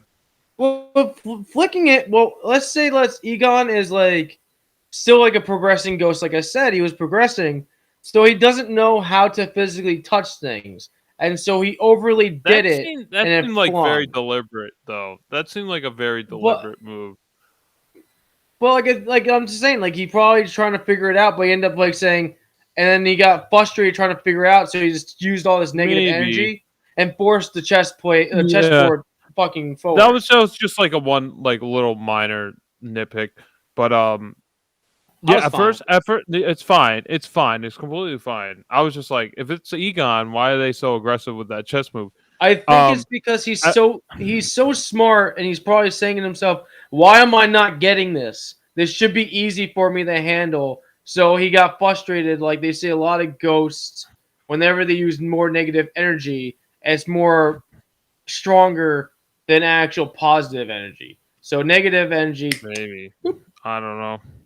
I mean, that's one way of interpreting it for sure. Yeah, you're Matt is the fucking race dance of our group, so he believes he's a Ghostbuster. Just like fucking. I'm not a Ghostbuster myself, but I live in a house that's pretty much fucking home. He believes that Ghostbusters are real and that proton packs are real. That's Matt Matt's like Dan Aykroyd. I'm not gonna lie. Yeah, I'm not gonna lie. I love it. I like the ghost theories. Like I've been on a binger actually with like videos of like top 10 like paranormal activity stuff before this movie we even announced while doing this and watching the movie. I was like on a binger watching that top 10 mysterious creatures found, like cryptos and like mythological creatures. Shut up. And like I was watching like some like demon, like top 10 demon shit that was happening with people, cursed objects. I was Dan Aykroyd like out for like a week and a half prior to this. I'm not joking. So I like a lot about this movie. When I was watching it, I was like on the edge of my seat, like Jerry was saying. I was very excited when they were, especially my favorite scene, probably my favorite segment actually, was when the kids get the proton packs and then they're shooting at the Slimer of this movie is basically Muncher, blue ghost, and then they're completely decimating the town. I love that scene. I thought that was fun. I loved how they're like completely like destroying the streets of this like little Oklahoma Wasn't that town. Supposed to be in the first movie? What do you mean? Wasn't it supposed to be like the first movie? Like there was a plan to go downtown chasing Slimer or some kind of ghost down the street, and they just decided not to. and Dan Aykroyd's possessed and stuff. Oh no, Did you talk about that? no, that's the second. That's Ghostbusters 2. It was like Where he's 2. possessed. All right. Yeah. They're not chasing ghosts. That's a whole different discussion. We'll get into that. Okay. But no. So when they're like like decimating the town, they're shooting up the streets. They don't know what they're doing. They're in the gunner seat. That comes out, and they have the little remote control trap, and it kind of put your mind's eye into what this previously could have been for other past Ghostbusters events. So it's I could totally see this tech being used in some other Ghostbusters scenario. It seemed like there was other adventures and events that happened after the first movie. Even though they only talked about the events of the first movie, it seemed like throughout the whole movie. But it seemed like those little additions that they had with the little, the remote control trap and the gunner seat, that they had more adventures, along the lines with the Ghostbusters Corporation. But yeah, that scene was probably my favorite scene, just because they didn't know what they were doing. They're destroying the town, and they had complete repercussions of going to jail, and they get all their toys True. basically taken away from them. So you're oh, what are they gonna do at that point? I almost wish there was more destruction. They had more accidents. I was throughout thinking the same thing. The movie. Yeah, Yeah. I don't know, something else blew up. It should have been twice as much destruction. Yeah, especially with kids, They're kids, they're using this equipment, they don't even know what it is. It's a nuclear accelerator on their back, and they're just shooting it around. I almost wish there was a little more damage and repercussions, but I wish that scene was really fun. I do like that scene a lot. I liked the whole setup, the beginning. I was really on the edge of my seat. Paul Rudd was great. I really liked his character. I liked he was very enthusiastic with the Ghostbusters tech, and it made sense that he would have been one of the generations that knew about the Ghostbusters, because that happened in the 80s. So that's probably obviously he was alive back then. So it made sense that he was enthusiastic about it, and the kids didn't even know about it. If you talked about kids today, say some massive event happened in New York City back in 2001, and you talk to kids today, they wouldn't even know about it. So it makes sense that the kids don't really know about the Stay Puft Marshmallow Man wandering around the streets of Manhattan. So yeah, I like that aspect a lot. I almost wish Paul Rudd was more of a Ghostbuster, if that makes sense. I liked his character a lot. That once he becomes the Keymaster, I wish he wasn't the Keymaster. I wish it was something else. I almost wish the villain was something else, or if it was Evil Shandor or something. Just because the third act just felt like it was just Ghostbusters again. The third act was just the first movie again, because they had the Keymaster and the Gatekeeper, and I was all right, I know what happens. Gozer comes out. I liked how they added Evil Shandor. I almost wish Evil Shandor was the main villain or something. If he became the main villain, and it was pretty cool that he was played by J.K. He was dead, but he's a ghost. It's Ghostbusters. You call it Ghostbusters. He's a fucking ghost. I don't know. Anyway, I liked how he was played by J.K. Simmons. I thought that was pretty cool. I was talking to my cousin Tony. He was sitting next to me. I was is that J.K. Simmons? He's no, it's not. I'm yeah, it fucking is. It's J.K. Simmons. And it was.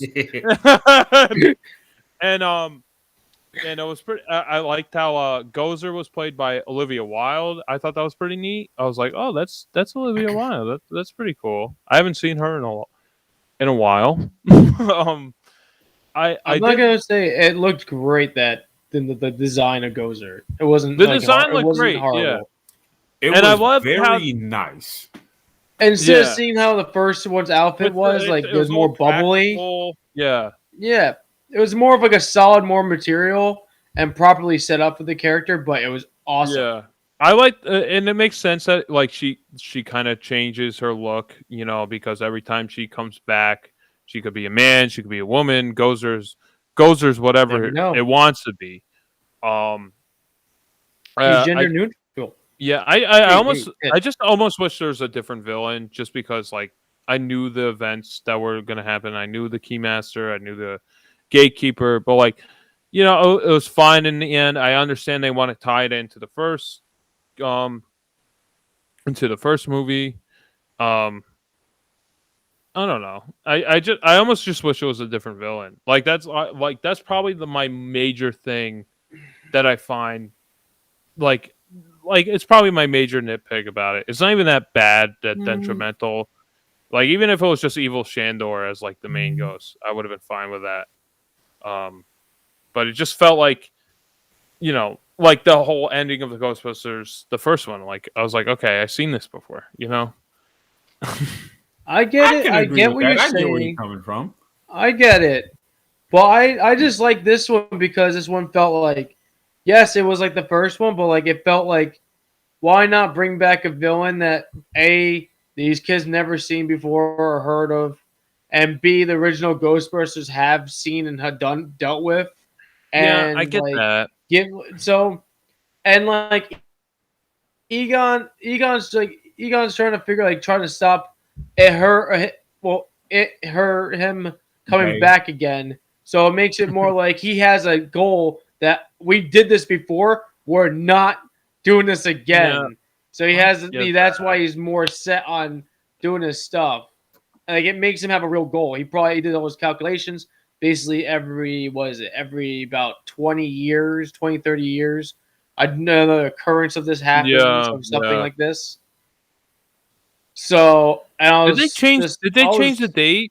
When did they change the date? Did it say 2021? Because I didn't really get the I didn't really. Yeah, it was 2021. Because originally this movie was supposed to come out 2020, so I wonder if they digitally changed the date on the wall, which they probably did. They probably did. They probably did. Because I remember hearing that this was supposed to release last year, so I was like, "Oh, they're probably." Yep. I was thinking like, "Oh, they're probably going to change it to fit the year and do something of value with it."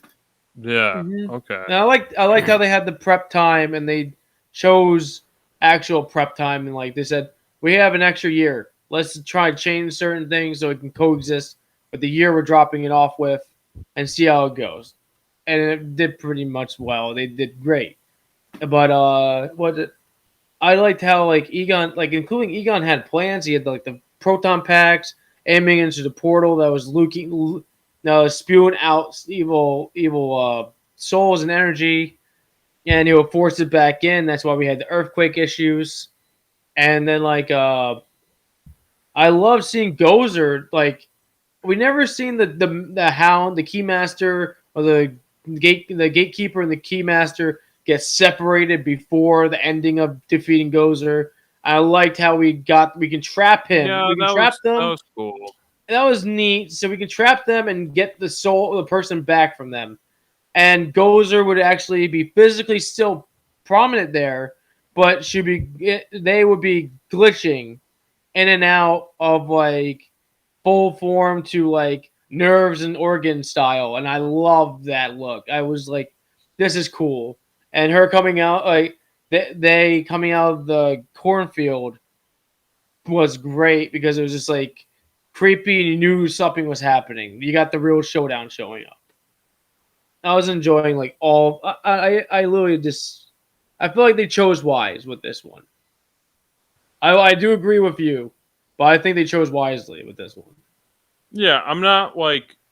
I understand why they did it. I just wish, I just want to see something different. That's why like the whole setup was totally different from what I've seen, and then like the ending was like, all right, I know what happens. Like I know they need a Keymaster and a Gatekeeper, and that they have to screw basically to release Gozer into our plane, into our dimensional field. So I was like, okay, I know that happens. So, I don't want to see that again. But I get why they did it. One scene that I think is going to be forever ingrained in my memory is the Marshmallow Men just coming to life and just Yeah, that was fucking fun. brutally killing each other. Oh, Yeah. yes. That's the funny thing in mentioning that, because my dad's main goal was, it's like, if this movie sucks or this movie ends up being good, I know for a fact my main thing is the Marshmallow People. He wants to see how much more chaos they do in the movie than in the trailer or the sneak peek they showed us.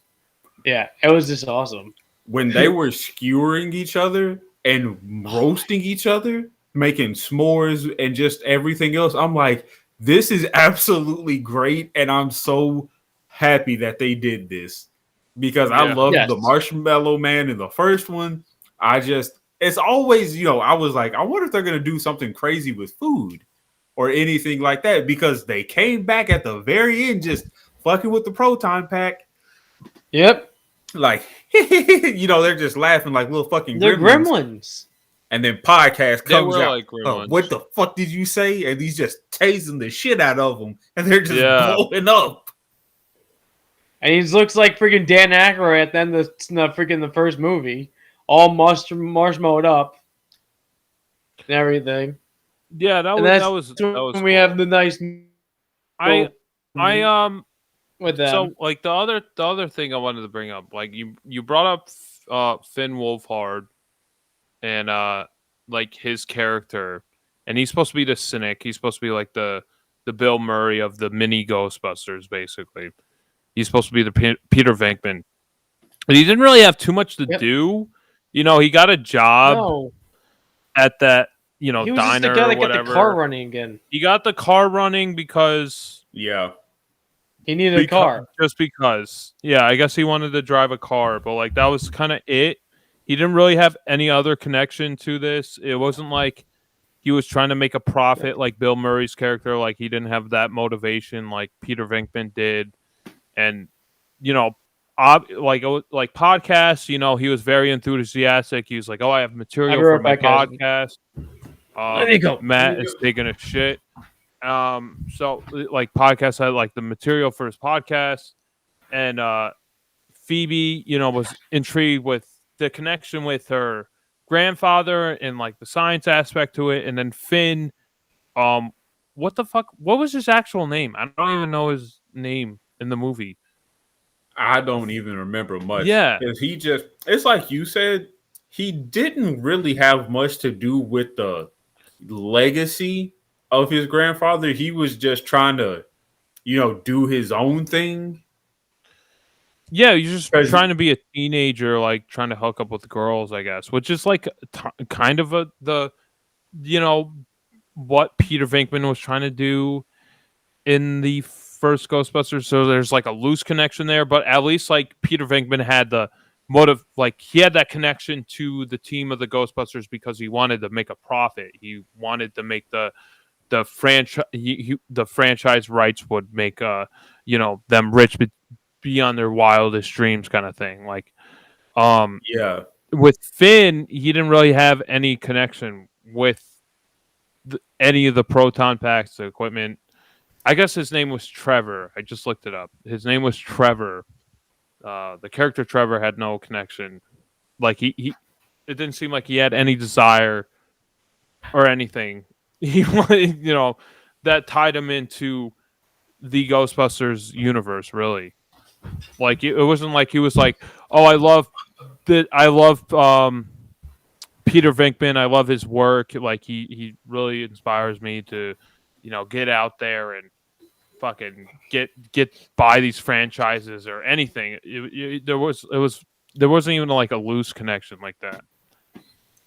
The only thing he really had going was the fact that he had fixed up Echo 1 by himself. And then, aside from that, just one frayed like copper wire, Yeah, he basically got Ecto 1 up and running by himself, which in itself, is very nice to see, but I'm like, what else you got going on here, kid? You got jungle fever. You know what else you Yeah. trying to do? He didn't have like I said, he didn't have any connection to like the team of the Ghostbusters. He didn't have like that motivation. He didn't have the drive until like the He very has end. Just because he was no. gonna He has die. That was it. he, he Yeah, has no he has no science background at all Right. to help them out. he's It's got a just like fucking yeah, like you PhD in say. auto mechanics. I'll tell you that. Yeah, he's the I think that was auto just luck. mechanic. But yeah, I it was. okay. It So was me and my Egon who so me and fixed my it for him. me and my dad put this character towards my brother Nicholas. He likes to wing things. So if we just like said this is the Nicholas of the movie, he's just fixing his car because that's how Nicholas is. He'll bring his truck here, like truck to our place, and he'll fix up his truck. And you'll be like, "Is it gonna be done by tonight, or is it gonna be done tomorrow, or maybe 3 days later?" And then out of nowhere, it's done within the day, and he drives off. But he comes back another week later because something else is wrong with it. What are you gonna do? But like Get Nicholas he a just monkey this character paw. reminds me. This character really reminds me of my brother. That's how it is, and it's freaking hilarious how it's too similar than I want to say, and it's not. Would I you just say say, that like- Trevor has a monkey's paw, Crispy? Yeah, he does. I would say so. He was lucky because there's multiple times where he's driving that car where he should have fucking rolled that car over. He should have just when he took the jump when he found his sister and podcast together. He should have blew out that engine and the oil pan and the radiator. Everything in the front should have just been fucked. He just got lucky with this whole car. With this whole movie, he was just lucky. You could Monkey just ball say day. it's the spirit of Egon making the car fly or something like that. I don't fucking know. You could just make some bullshit. I don't know. know. He just has a lot of luck going on with this movie. He has a lot of it, and it's just whatever. It made it work. The movie work. His character did. It was no foul play or anything to the movie. The movie kept running. It didn't matter. Yeah, I just wish Those he had a characters little bit did. motivation to be like a part of the Ghostbusters team, at least like the mini version of the Ghostbusters team. Well, Yeah. once the hood shut on itself, I think he would have been like, "What is this more?" Instead of saying, "Huh," and then driving off. He Instead, didn't give a he shit. didn't want to investigate. He just Yeah, didn't he want to didn't care at investigate. He all. said, "Fuck, I have a car. I get it, kid." He didn't He's a even care. kid. He's like, He "I didn't got this care fucking about thing." Egon. He didn't care about any of that. He's like, "Oh, I got a car." Then That was his character. yeah, like he got once, a car. including like once he's working on this whole car, I kind of wish that he would have been like would have more snooping around the car than Mhm. him like yeah, just that like, would've oh, I been got a at least car. interesting. That And would've he been would just nice realize to what see. this Yeah. car is more than just a car, and he would understand more. He And be like, found maybe I he found the kinda wanna proton know- packs or something.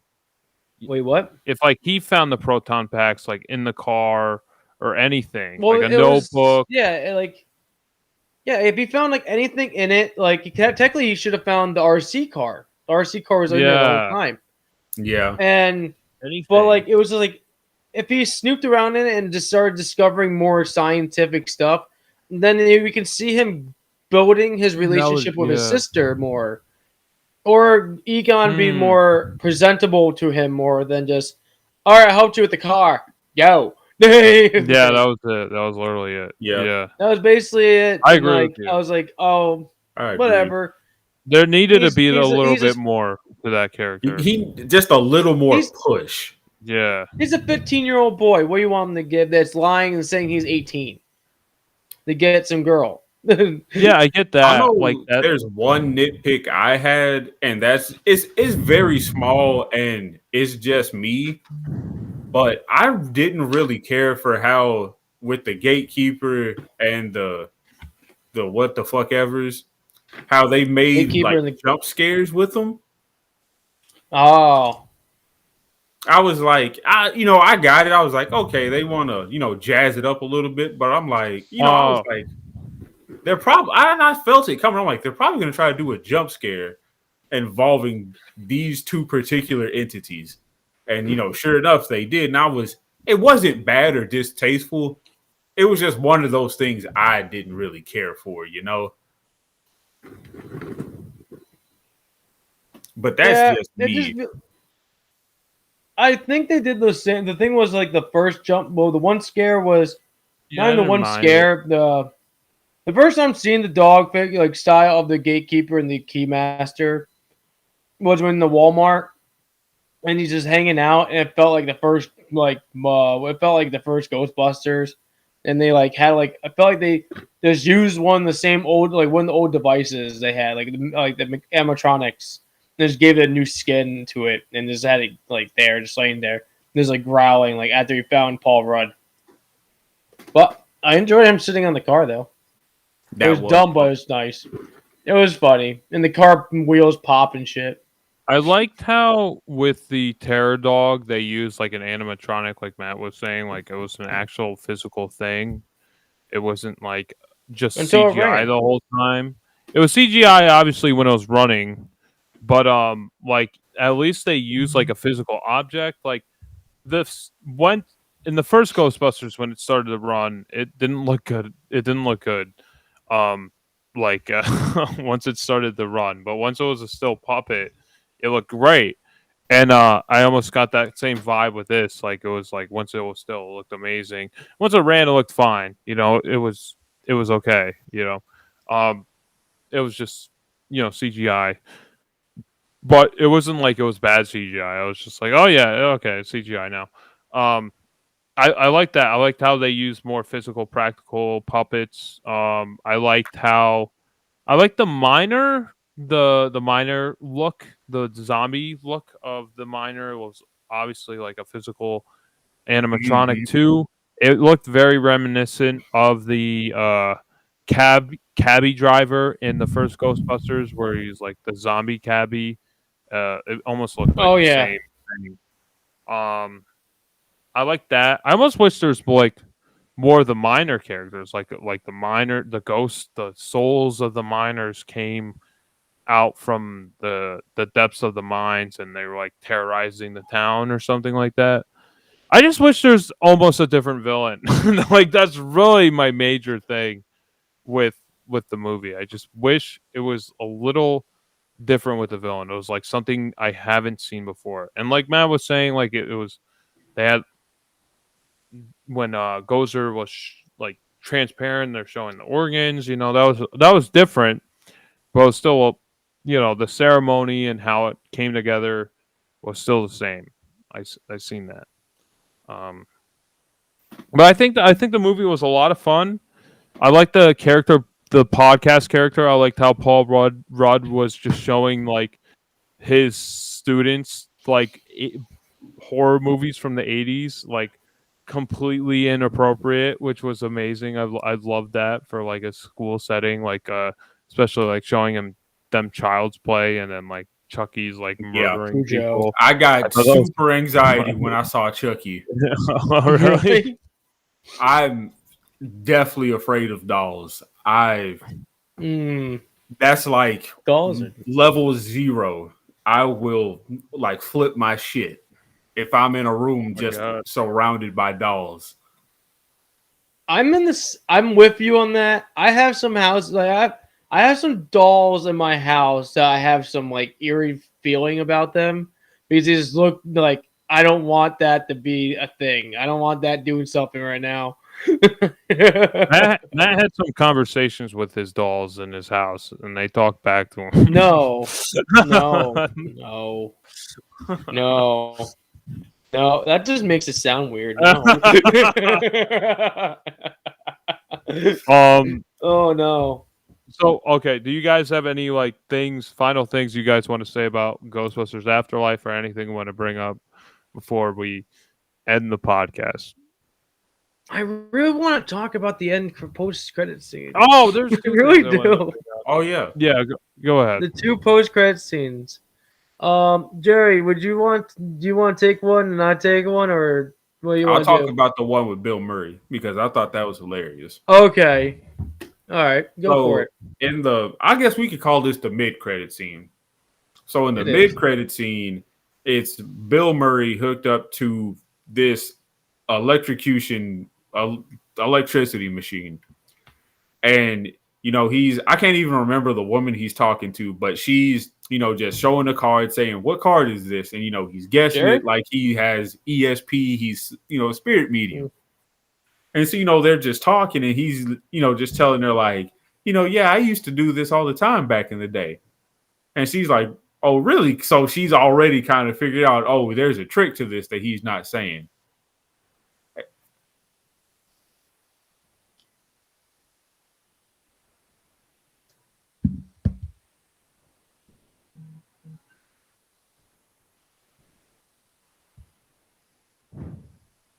Okay. You all hear me? I'm here. I'm here. All right, you're good to go. Okay. Josh isn't here. Josh is there. Fill in for you. But he's essentially just saying that, he used to try to pick up girls like this.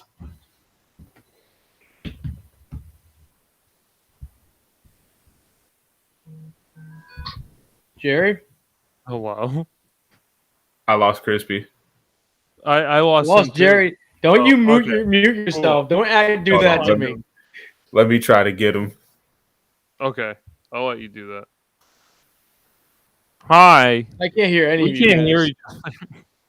Please stand by. Hello? The fuck, Matt? Wait. Oh, hold on. You're on my phone setup. Oh, God. I hate this. Okay, Hello? there we go. We're all here Matt, now. what did you do, No, Matt? is Josh here? Oh, What there did you go. do? What I did didn't you do do, anything. Matt? I didn't do anything. It started doing it. I couldn't help it. Ghosts. I couldn't That help was it. weird. But it just basically Bill Murray was saying that he used to electrocute the boys and he Okay. wouldn't electrocute the girls, so he could try to just pick them up and just have a night out on the town with them, like some kind of old miscreant chasing skirts. No, I love that too. We are hearing a sound on our side. We're laughing and giving horrible faces because of it. But I do like that, and I liked how like he was getting his payback of doing that stuff kind of his past. Like he shouldn't have done it. And it's fun seeing him having the not tarot cards, the symbol cards having marks on them that no one really can see. Only he can tell, and he can and he's just like, it's 3 lines, it's squiggly, and like all this other stuff. I think the one that gave away was a star. Mm-hmm. When he said it was a 5-pointed star. Yeah, I think that's the one that gave him away.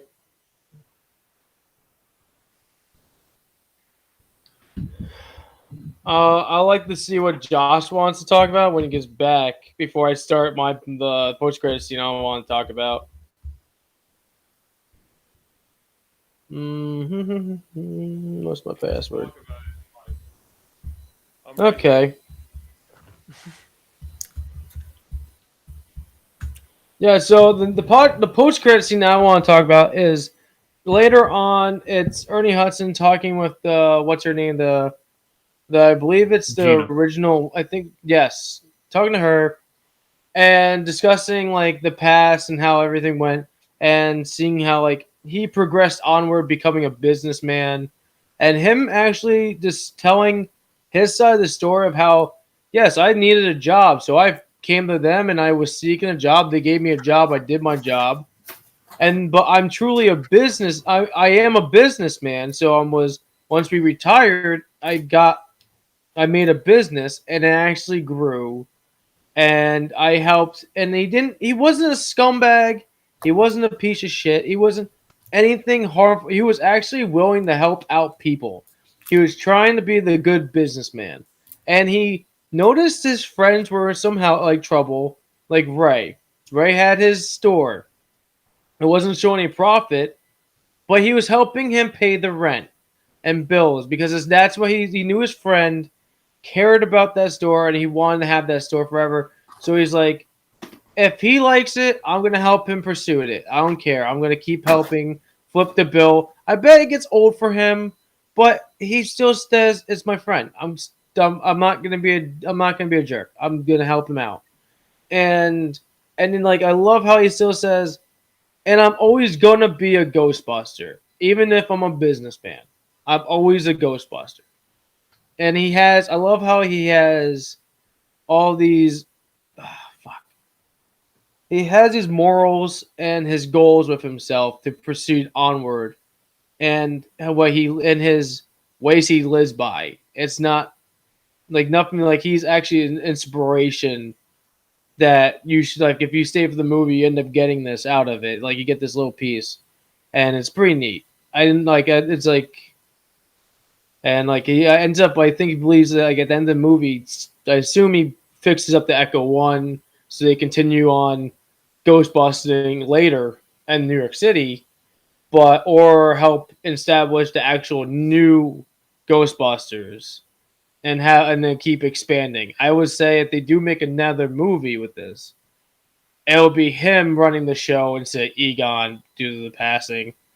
Mm-hmm. But I will deeply appreciate because he's gonna have a keep flow of this. Like they're gonna have always money or something backing them to keep them going in case if anything happens, and they have a supporting person that's gonna keep them flowing instead of having somebody that's an asshole or them fighting over we're not gonna make the rent or some other bullshit. I get it. They may need their scientists, but what are you gonna do? They do have Ray and They do have Ray and Vinkman to help out fill out those holes of Egon would have filled out. But I enjoyed it. It showed like I said, it gave me a good like heart feeling of like how he was portraying of the Ghostbusters and like helped him out and did his thing. I can agree with that. I couldn't have said it better myself. I concur. I wish I could find most of the words I wanted to use, but but I think all right. That's okay.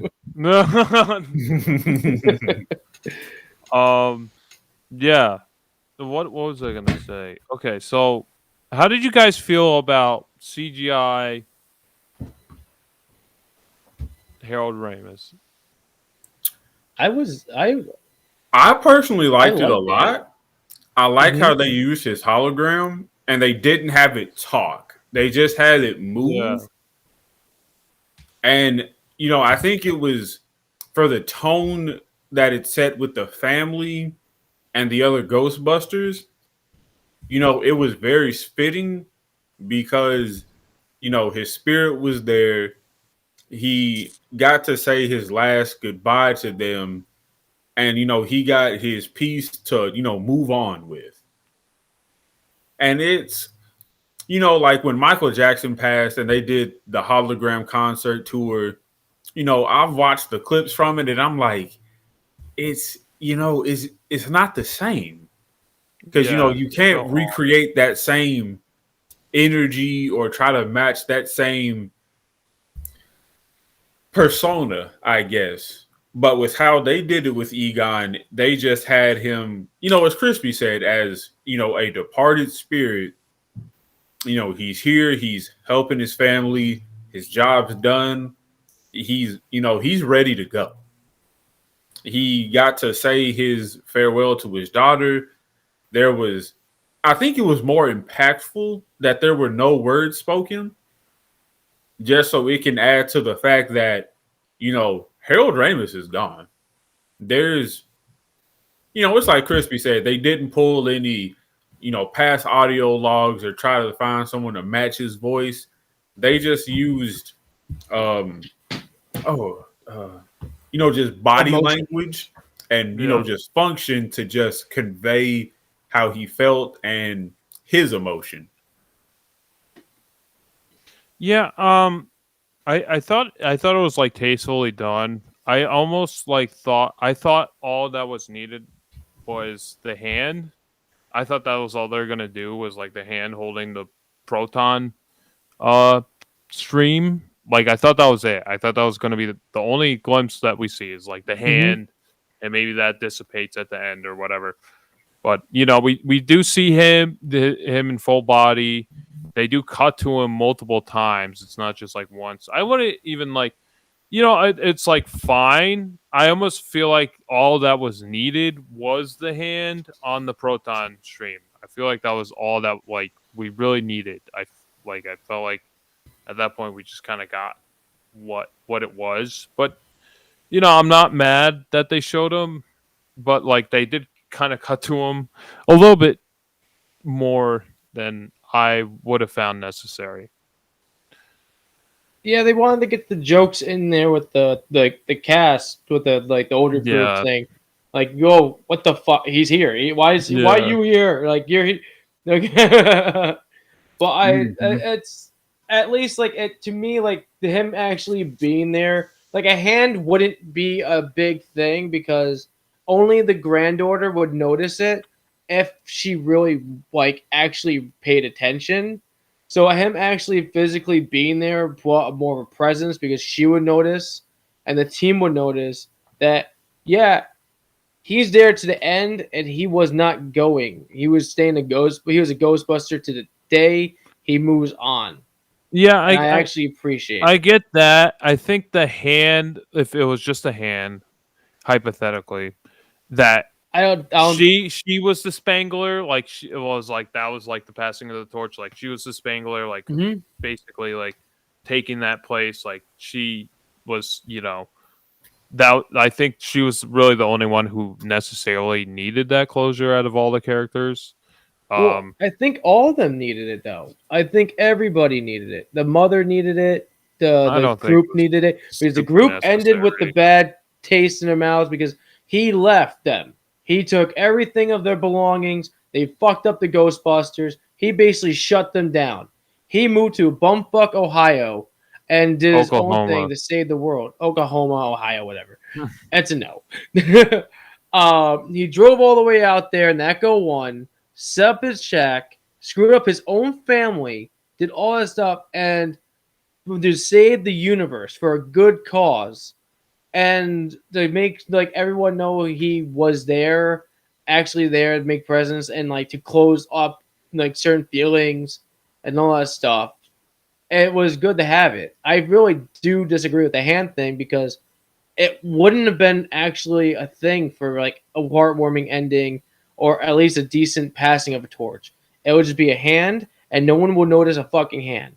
If you would like actually, she noticed the hand. I think that was all. I think that was all that was needed. Like you got it. You got the message. I don't know if she needed. I don't think it needed just the hand. I think it was necessary for the body. I think that was because if you have a proton pack shooting a freaking beam like that, you would not notice a feeling of a fucking hand touching your hand. Because a vibration of that gun giving you off. Yeah, you would. I mean, she definitely noticed it. That was all you needed. The audience saw it. Because the whole thing was there.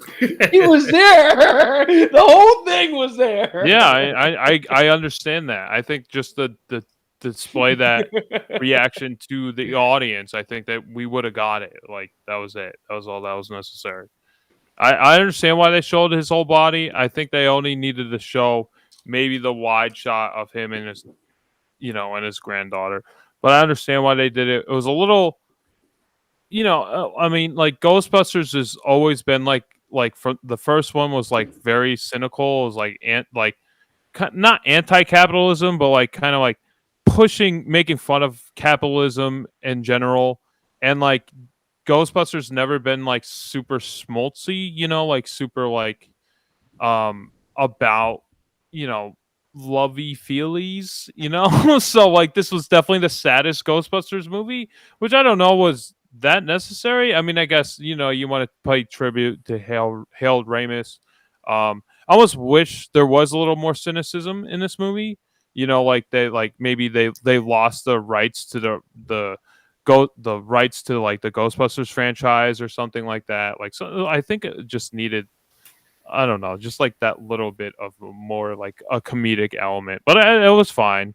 I understand why they did it, but yeah.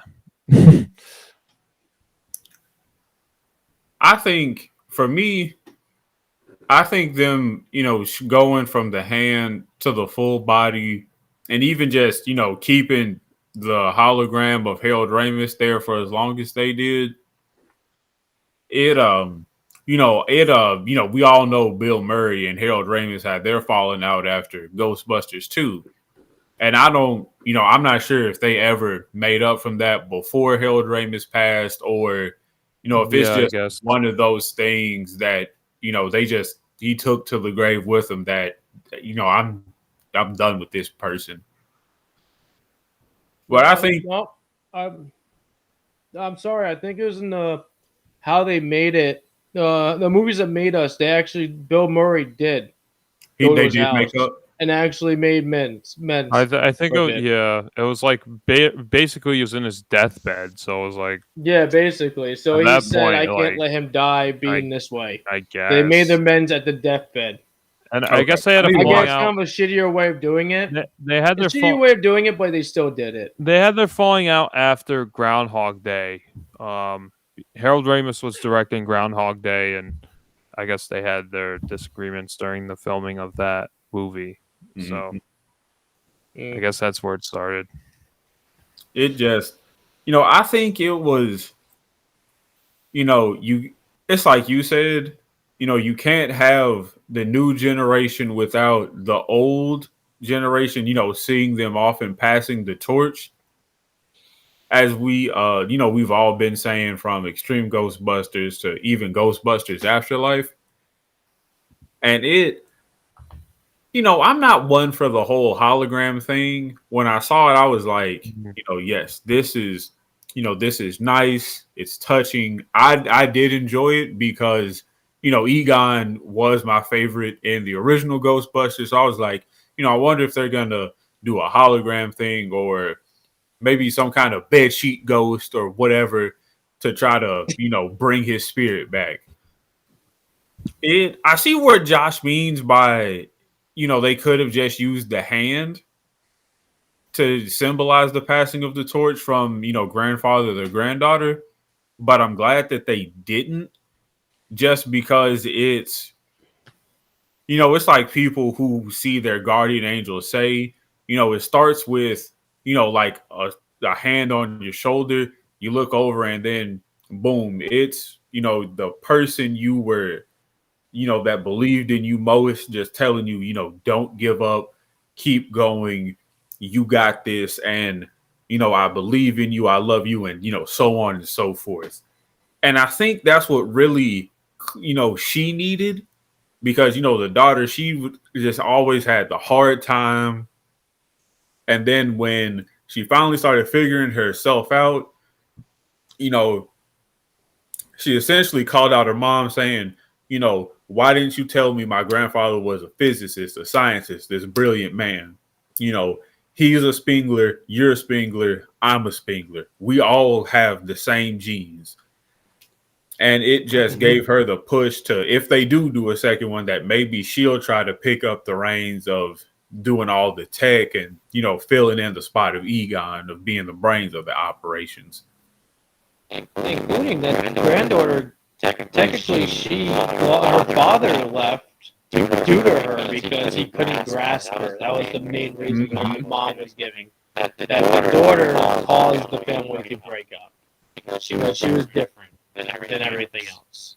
And I'm like, that's kind of like a little mean set up for it, but fuck it is the way they're going with it. They're going with it. She was the oddball. She was the ugly duckling that was actually the perfect swan of the group. Uh-huh.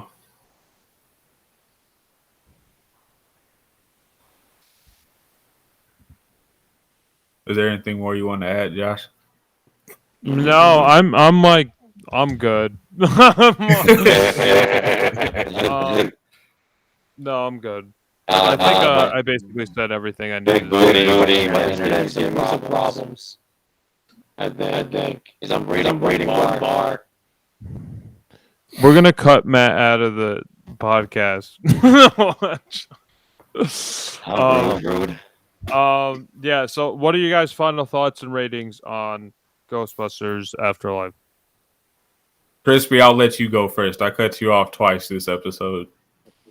It's fine, man. I mean, I don't care. At least we're on the same path with shit. All right, let me go. Well, let me cut you off, Matt. Hold on. I want to rate this movie, and I want to know. I wanted to go last, but that's fine. I gotta go with my bit, but yeah, I think Ghostbusters Afterlife is a fun time. I think it's great for families. I don't know if you would like it more if you haven't seen Ghostbusters or if you have seen Ghostbusters. From Big Booty Dandy's comments, I guess it doesn't really matter. That's what I was curious about. I'm like, would I like this movie if I haven't seen Ghostbusters? I'm like, I don't really know. I'm not sure because there's so many callbacks. There's so many like little nods to the first one. There's some nods that I felt like that were a little unnecessary, like the Crunch Bar. I was like, okay, like I get it, But most of it was pretty tasteful. Most of it was fine. I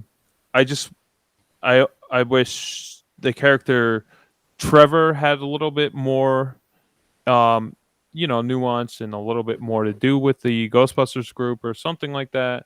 But it was fine. I liked how they all kind of fit their molds of the predecessors, like the previous Ghostbusters. When the Ghostbusters showed up, it was like it was cool. It was great to see them all together.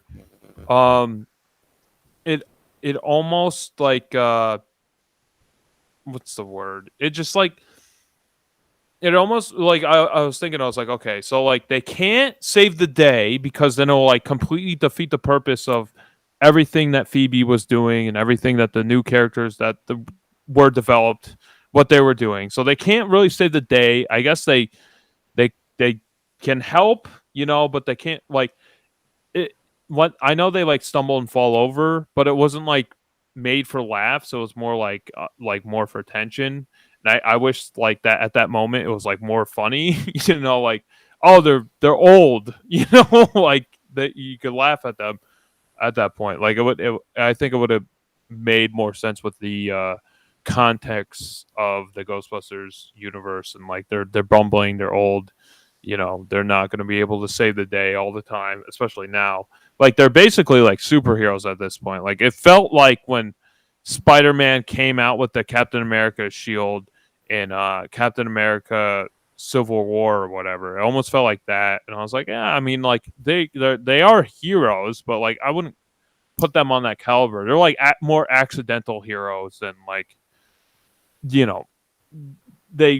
made a business and they accidentally saved the day, and that's what Ghostbusters, the first one's really all about. But I do recommend this movie. There's, like I said, there's little subtle things that I have like some issue with. But all in all, I think it was a fun time. I'll definitely watch it again. I want to see it again in theaters if I get the chance. But I would rate this a 7 out of 10. That's where I fall on. Matt. Okay. I really enjoy this movie. It's probably my top 5 of this year. It's cutting it close with it being in November, but whatever. Saving the best for fucking last, basically. I don't have a problem. I do wish it was more in October to fit the time. But yeah, I wish the it movie came out in October too. The movie to me was great. I went and saw it with my family. My family all loved it. We all had a great time. I never had like actually going to the movies with my whole family in a long time, and it felt Did Nick nice go having too? everybody go. Did Nick go too? That's a sad thing is Nick couldn't go due to the issues of work, but okay. mostly we had the whole family with us though. So we went busy cleaning shit bowls. Hey, we don't talk about his work like Was that. he swimming in it? But so yeah, we went and saw it. And we all enjoyed it. We had like all our favorite moments. We enjoyed in every little every little piece that we have. We noticed. I enjoyed all the characters. Yes, I have a problem with Trevor, but whatever. screw it. I'm not gonna be an ass. And what's it called? And I just it had a good vibes. It ended off really great and had a good emotional ending that, like Josh said, we never had really in a Ghostbuster. I think they pulled it off very great. CGI stuff was pretty nice. Seeing, I'm not 100% fan of CGI, but it worked out. It wasn't horrible. Um, I did recommend this movie to people that aren't Ghostbuster fans. They went and saw it. They actually fucking loved it. They actually enjoyed seeing the movie and changed them up a little bit with the movie franchise. I don't think they're going to go back to watch the old ones, but they are liking the new franchise setup they have now as they pursue onwards. I enjoyed this movie too much. I assume because I do want to see it again. Like I said, my family we just wanted to walk back in the theater and just watch it again. And I'm actually I think gonna really highball this fucking movie to like a 9.5 for me. I like it. I want to give it the 10, but yeah, there's here and there flaws. I'm not gonna give it a perfect, but it's high for me because I enjoy. It worked. It functioned. It wasn't, as we said, we don't like to talk about. It wasn't a 2016 movie. It was actually they had an That's not even a idea. movie. I wouldn't even count that as a film. I know. That I doesn't. know. At least Like this it's not. feels like a movie. And it's like it works out. This movie worked out. It felt like they said Harris Ramis died. He passed away, and let's try to honor him properly. Let's make a movie that works well, and we can send him off with a great vibe and go on with a new franchise if we do so, without tainting him with this movie, with this tainting his name with a movie that's bad with him in it. I like I said, it was perfect. To me, it's perfect. I don't know who else out there. You can disagree with me, but I just good. It was good. I liked it a lot. Before I start Jerry? mine, I just want to say I have two of the best co-hosts this side of the East Coast. And everything that they've said, I could not have put into words better. I do agree with Josh.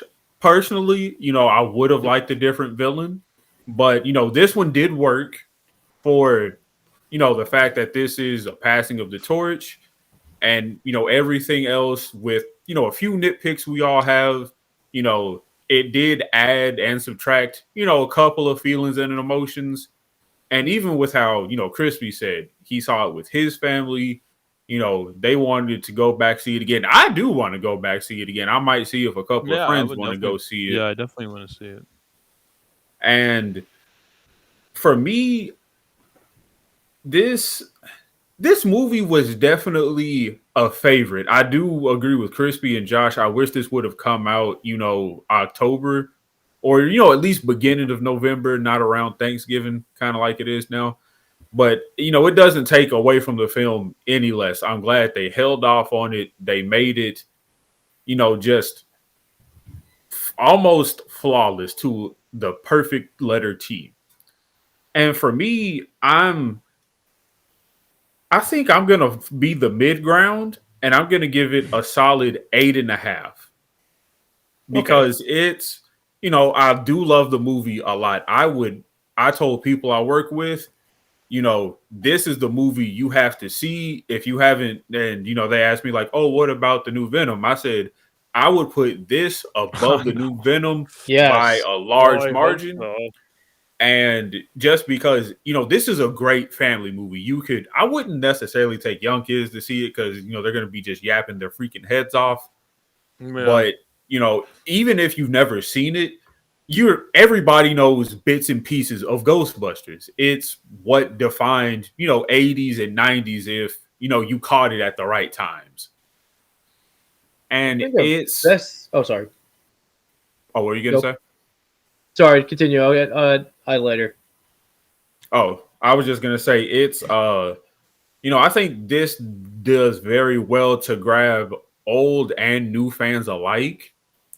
Even like it's been, oh God, it's probably been at least 18 years since I watched the first 2 Ghostbusters. Really? It's been that long? Oh my Yeah. gosh. Really? Yeah, it's been a long time. I But rewatch those movies like once a year. Like I watch them. Yeah, it's about that. Yeah, But it's, especially the first one. I do think that this movie will get better. The more you watch it, you'll find, more subtle nuances you like. Hopefully Trevor will, develop a little bit more and stop trying to be a horny kid. I didn't mind that Was he it was Bill horny. Yeah. But this is, I definitely say that, to end out, 2021 and, kind of all of the craziness and the, just kind of the negativity. This was a good movie to just sweep you into just a whole cinematic, I'm not going to say masterpiece, but I'm going to say experience. Yeah, Because it definitely was. I don't think this could Mhm. ever be recreated without somebody else fucking it up. And I'm glad that the Yes. children actors, Paul Rudd, the production and director, they knew what they wanted to do and they stuck with their guns. Plus or minus some things that we don't have to get back into. Matt, what were you gonna say earlier? Oh, I was gonna say, like we were talking about adding people. Was it like telling people? Like Jerry said, was telling other people things, and I was saying we told other people things. Our friend Steve, he was going on a date, and we were just joking. I haven't seen the movie yet. He went on a date on Sunday, but he said, "What movie should I pick? Dune or was it Eternals. Eternals?" Yes, thank you, Jerry. Eternals, and I just said none. Ghostbusters, and he's just like, I'm like, it's if the story's shit, at least the movie will be fun. If you would get something out of the movie because it's gonna be like it's gonna have the old cast in it. You didn't know where they're gonna show up, but at least it's Ghostbusters. You know you're at least gonna get something fun with it if it's going from like the older style settings. And once we suggested it, even then after me and Jerry saw it, we talked about more. He was more on board with it, and he actually took the girl on the date, etc. And I have to say, he was. They were both happy with the movie, and they ended off with a good good time afterwards with this. Moving on to a dinner. It's the perfect date night movie. Yeah. 2 thumbs up. 3 thumbs up. And popcorn. Yeah, I think with this, Sorry. I think with this premise and this story, I think it is the best way it could possibly be executed. I think with this premise, it's like as good as it possibly could have been. So Matt, I have a question for you. So you rate this a 9.5? Is that what you said? Yes. Okay, so what do you rate the first Ghostbusters? The first Ghostbusters. Flawless. Yeah, it would be a 10. Okay. As much as I Easy. haven't seen it as much as the second one, it's still the best one out of the wall. Oh, it definitely is the best one. I was curious. I was And- like, do you rate? I was like, do you rate this? Two higher is than the under- first Ghostbusters. Well, two is literally, it has to be. It ends up falling underneath the third installment to the of this franchise setup, and it's kind of crazy how that works out. But it actually, this one fits better. I would say other that's than fair. we fall into ooze. Just a little slime. I mean, I like a lot about Ghostbusters 2. I just wish Ghostbusters 2 wasn't Ghostbusters 1 again. I wish it was something else because that's basically what Ghostbusters 2 is. The first movie again. And another thing that helps out the second one was like we got spoon fed that because we grew up with mostly that being aired when we were growing up, and then the first Yeah, one, that was more our era. Yeah. That's the one that was my introduction to Ghostbusters was the second one. Yep. Yeah, that And then was I mine. saw The second First one. one later. And the first one's definitely way better, way superior. The second one, I do like it. It's bits and pieces. I just wish, like, I wish it wasn't the Ghostbusters building up their business again. I'm like, we already seen that. Like, have them go different places. Have them go into like a cross-dimensional portal or something. Have them go to hell. They, Like they got that's hit by a what ghost train and they Have fell them in go the to slime. purgatory. Slime in the. that's what Purgatory? what was it? I want to say Ray Stantz, but Dan Aykroyd. That was Dan Aykroyd's original idea, was to take the Ghostbusters to hell, and I was like, that sounds fucking awesome. I wish they did that. That would have been Sounds cool. amazing. Can you imagine Bill Murray shit talking a devil?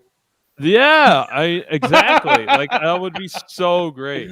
Like, I wish they did that stuff. That's why I almost like a wish hot they. lady down in hell, just trying to shoot some shit with her and see where it goes. That's why I wish they did the third movie, just to like kind of fix the problems of the second movie. Like they end the third installment on, like them doing something else, like them taking the story in different places, because there's so many avenues you could take Ghostbusters. But yeah, that's my 2 cents. But so you guys have anything else you want to add before we end the podcast? I just want to add once again, I have 2 great co-hosts. They let me come on almost a year. We're creeping on the year mark. I've been doing this with Are you we? guys. Oh my gosh! Really? And yeah, it was. Damn. You guys, Crispy, you asked me if I wanted to come on for Mortal Kombat when it came out. Yes. Was that a year ago? It doesn't feel like that It'll long be ago. like a year in April. That came That's- out. That was like in February, Yeah. March. Was it? Damn. I think so. No. I have no idea. I'm gonna look it up now. I'm gonna look it up. But this has always, a great experience. Josh and Crispy, they've opened my eyes to movies I would glance over, shows I would never think to watch. And it's, I know it's been weird with some of the choices I pick, but I couldn't ask for some better friends and better co-hosts. Oh man, Same to you. this is great. gonna make me. This is gonna make me teary-eyed, like the end of the Ghostbusters movie. I know, right? The thing is, like, dude, yeah, like Jesus, like every episode is usually Jerry, like that fucks me up, like with like a great ass end, like review at the end, Yeah, how do and all that shit. how So do I'm you like, end it how am better I than supposed to follow him up? Like, son of a bitch. Yeah, I felt like you gave us a more like a bigger, like you gave a big presence here on our show and helped us with this show grow more. Actually, thank you for being part of it. It's a lot of different point of views. Like the stuff when Jerry has stuff to recommend besides what was the you recommended one bad movie. I was like, why did we watch this? But other than that, It was Hellraiser? fucking, It the wasn't puppet Hellraiser. movie. The what movie? Oh, that's what it was. Yes, that's what it was. The fucking Melissa Happy McCarthy. Time Murders. Yeah, that's what the movie was. That was very painful. Other than that, Oh, I was like, oh, at least I me and actually Jerry wanted had to our watch good this laughs. that was rough. That was super rough. Off podcast, Other me than and that- Jerry just going back and forth for that movie. Oh my god. Yeah, I do look forward to your choices. I'm like, oh, I don't. Mhm. I'm like, oh, what are we gonna get next? But I guess And like, Hmm? wait, go ahead, Matt.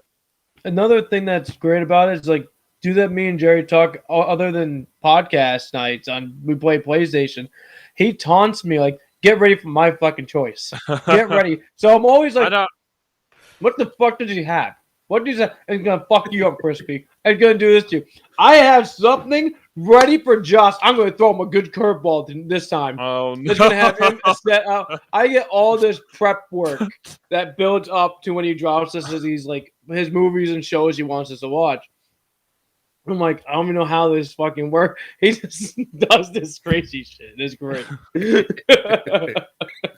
Yeah, Dennis, you missed the whole episode. We're basically done right now. But We're about to eat dinner and go to bed, Dennis. Yeah, you could watch it all tomorrow because it'll be all out tomorrow. You can watch the whole thing and you can find out if Ghostbusters Afterlife is worth your time, and I think it is.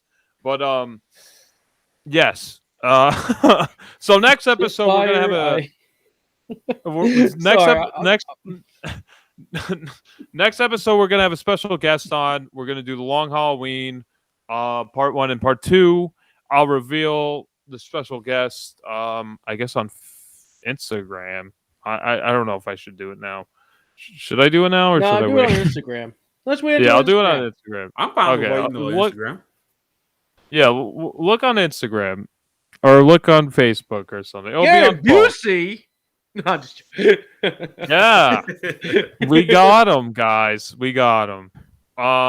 Yeah. So, Matt, was there anything? What were you gonna say before? No, I was just reading Dennis's comment saying shit fired. I missed all of it, and I was gonna say I was kind of having a problem, like reading it properly, but at the same time, like Dennis, you're fired for watching our show. You came here too late. You're fired. I want to have Dennis on sometime, but he has to find him proper on. equipment. It's Star Wars. We gotta watch Star Wars. Oh my god, the special. I do. Please, okay, so I figured out my my holiday episode that I'm gonna pick for next episode after the special guest. So I don't have that crap. so you, prior after our special guest, we're gonna go to the regular order of pick our picks. So I do have my holiday episode.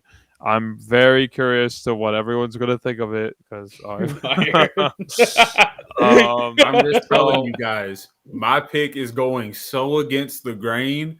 You're gonna be like, "What the fuck?" I don't even know. I'm looking if my forward pick's to gonna that. Make it in for this month, but mine probably be a tail end thing. But whatever. Okay. Yeah, I've been looking forward to not holiday episodes because I'm like, fuck. Now I got to do another holiday. I've been wanting to do this other movie for a while now. And I'm like, oh, we have another holiday coming up. I guess we can't. So,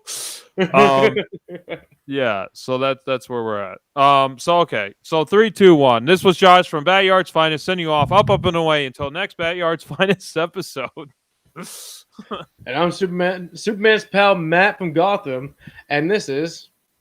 I'm Jerry, guiding you all with Green Lantern's light and becoming super pals one episode at a time. All right, bye. Good night. Bye, Good night, guys. Dennis. Bye. Good night, Jazz Dennis. hands.